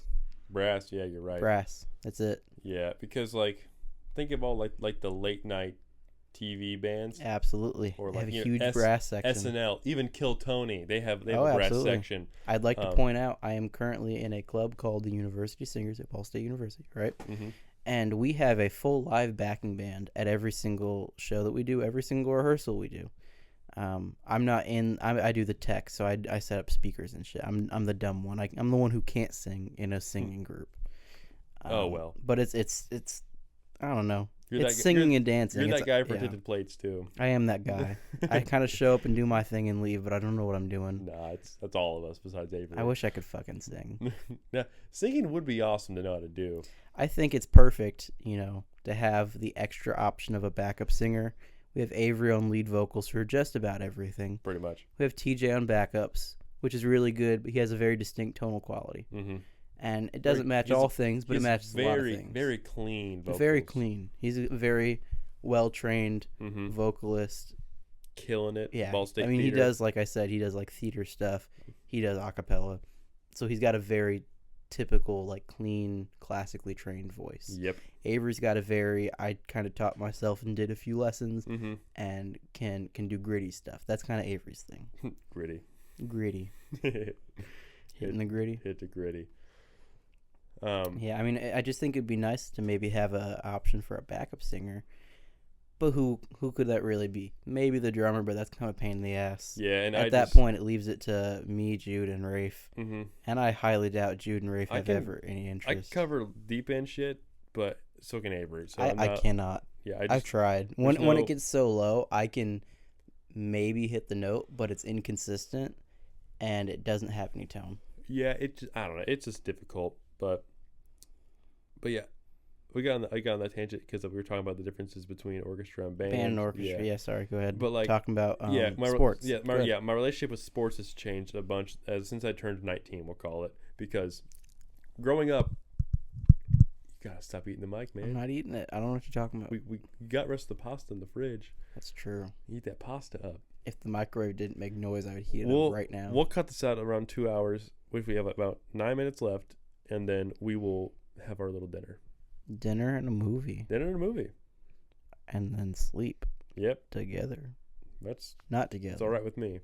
We don't touch. Together and apart. No touching tips. We'll maybe touch tips. We will finish my little sports thing. So sports broadcasting I find cool because it's people who like really enjoy sports, and I realize that it's not like just like I like sports, which makes me better than you. No, it's you watch. It's easy to fall in that mindset, especially in high school. Exactly. When you get out of high school and you're in the regular world, or you're in like college, you realize at that point nobody fucking cares. Right, it's not about status anymore. Yeah, I just stopped being a bitch about it. If that makes any sense. No, that makes sense. I mean, sports in high school, the mindset is it's a status thing. Mm-hmm. That's true. And in college, like. Honestly, I think more than anything, people actually kind of look more down at the sports kids than because they're the ones that are missing class half the time. Yeah, and the ones that like, oh, my coach said we have practice today, so I can't go to any class. Right, because after you leave college, if you don't go pro, then your football days are pretty much over, and you gotta do the rest of your life. Once you're out of high school, you realize that. It's not a status thing, and you can enjoy a sport without hating the people. Yeah, and so it's really not the same. I've been trying to open my mind to that, and so I was like, a lot of these, I put myself in their shoes where it's like I'm following my dreams right now. Like I have a podcast, being in a band, doing notice, comedy. Yeah, of course. I'm sorry, I'm not trying to interrupt you, Mm-hmm. but I do notice that people like us in the music mindset and the music like it absorbs your life. It's your everything. Yeah. Those people are always not the people that also do sports. Exactly. It kind of feels like you choose one or the other. We're a different breed, exactly, and so different breed, different mindset, different person. But if they feel the same way we feel about music, they feel the same way back. Yeah, and so guaranteed. Right, and so they're doing what they love, and I can appreciate that, especially if they're just like machines. They're all like Oh yeah. Like certain Tanks. like fast dudes or they just have crazy cut muscles and stuff. They're just absolute fucking units and everything. Big guys on the football team as well. I've also enjoyed like watching UFC and everything. So I'm like UFC is really fascinating. Yes. And I know a lot of people watch UFC, but honestly, not enough people watch UFC. I think so. I think it's still slept on. I think because it's a physical contact sport that's not football. People are like, oh, it's violent, and then refuse to watch it. But there's always just so much more to shit than I ever knew. And so, absolutely. Yeah. So, but with college football, I've just been like, oh, I kind of understand it. It's a kind of way for people to escape, and so you get your emotions attached to it. I don't understand when people get incredibly like upset and will like destroy stuff over a team that they're not even associated with. Especially if it's like not a college you went to. Yeah, exactly. Like if you have no like literally have no ties, you just kind of that's hilarious. I know so many of those people. That seems silly to me. Very absolutely. Silly. That's the kind of stuff I try to shy away from. But if I can like have a game on and like just hang out and just comment on the game, be like, oh fuck, that didn't happen. Or like I just want to make sure I can enjoy the Super Bowl as much as possible. Yeah, I find it funny. Like my grandpa, he's not like super like he watches all the sports games and shit, but he's not the type to like he might have a hoodie or two, but he's not gonna be like going around talking about my sports team, blah blah blah.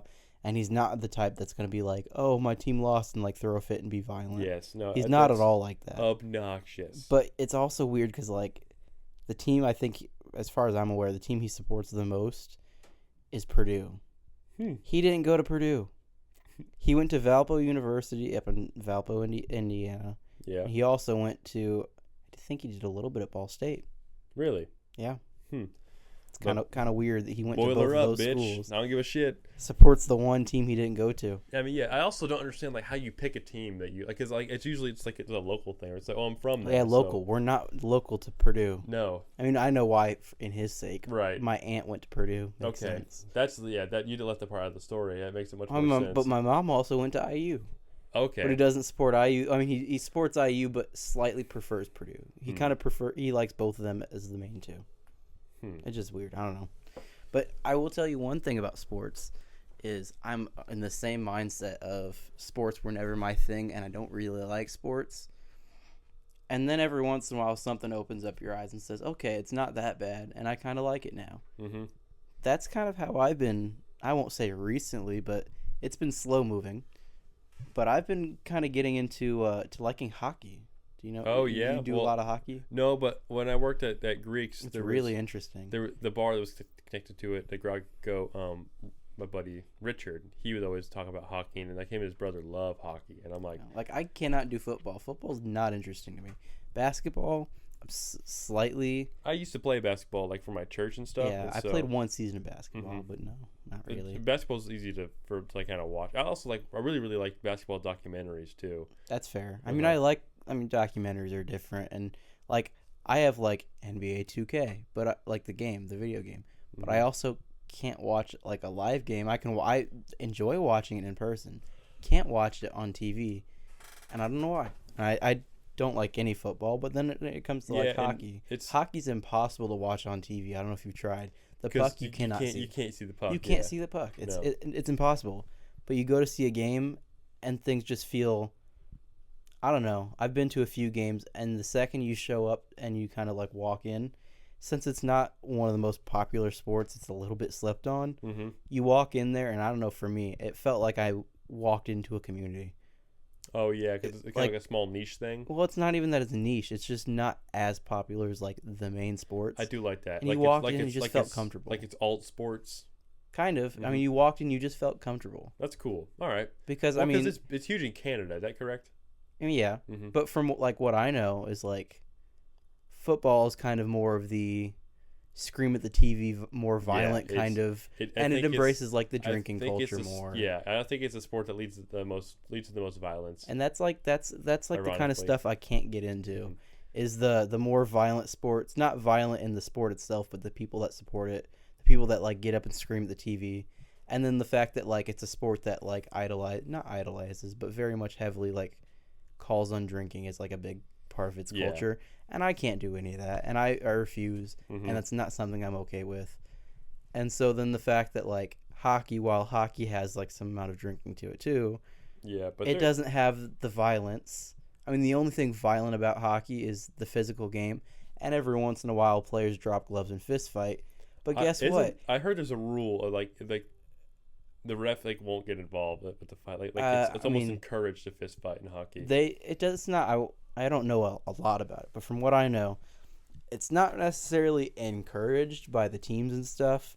But like when I went to go see the last game I saw, I was like sitting next to my brother, like, oh shit, they look like they're about to fight, and we're sitting there like, come on, we're waiting for them to fight. I guess it's like a derby where it's like you want the most demolition as possible. Kind of. I mean, it's essentially like you're paying for one sport. Imagine paying to go see basketball. Oh shit! Like paying to see basketball, but halfway through decide, oh, well, it's just going to be a UFC event now. Yeah.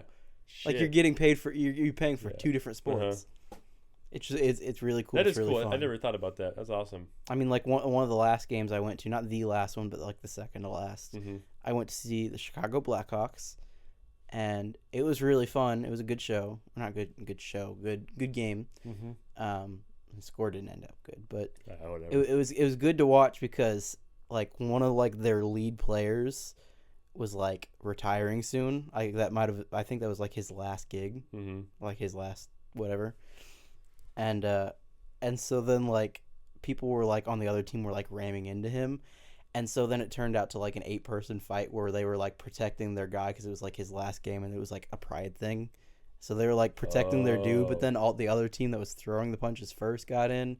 So there was like 8 people that were all just fucking throwing hands at each other. Jesus, dog pile. Man. And that's from memory. That game was like a year and a half, 2 years ago. So I mean that's rough memory.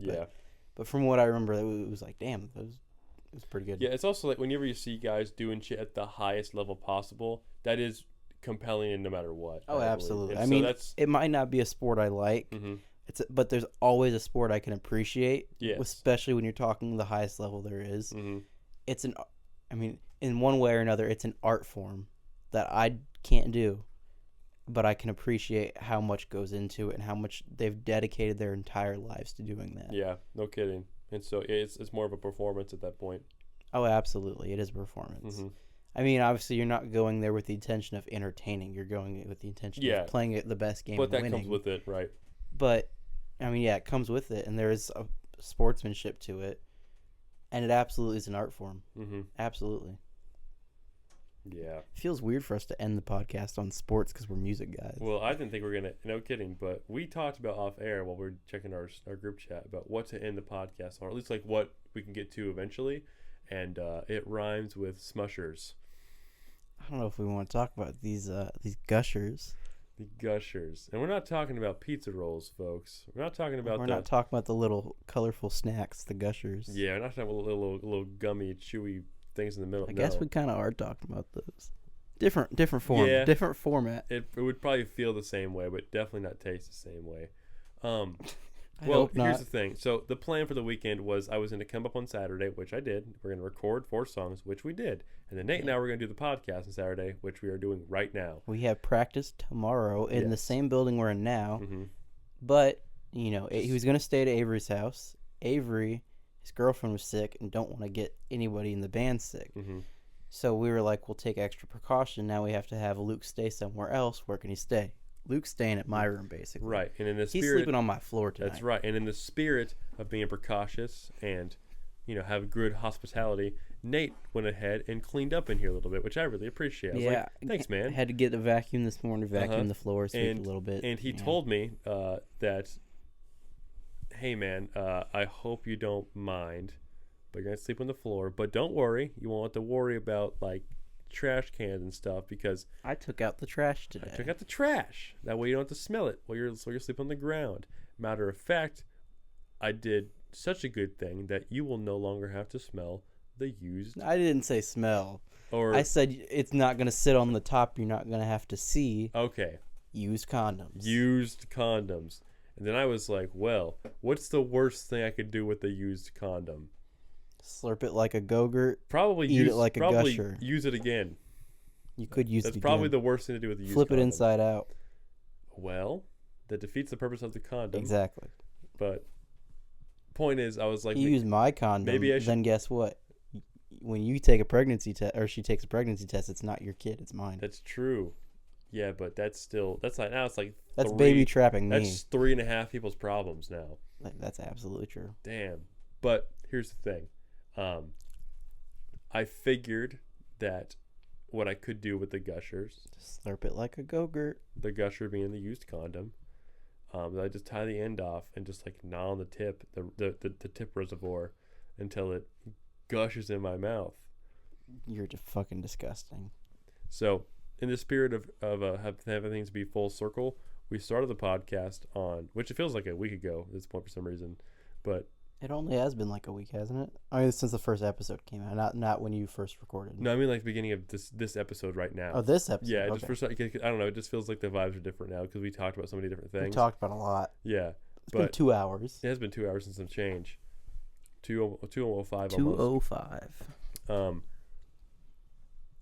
But we talked about not eating piss, but drinking piss in a punk band, and now we're talking about eating cum in a rock band. We talked about fucking sports, and we talked about music for most of the. Yeah, well, I figured that would be the case anyway. I knew we talked about several tangents and all that.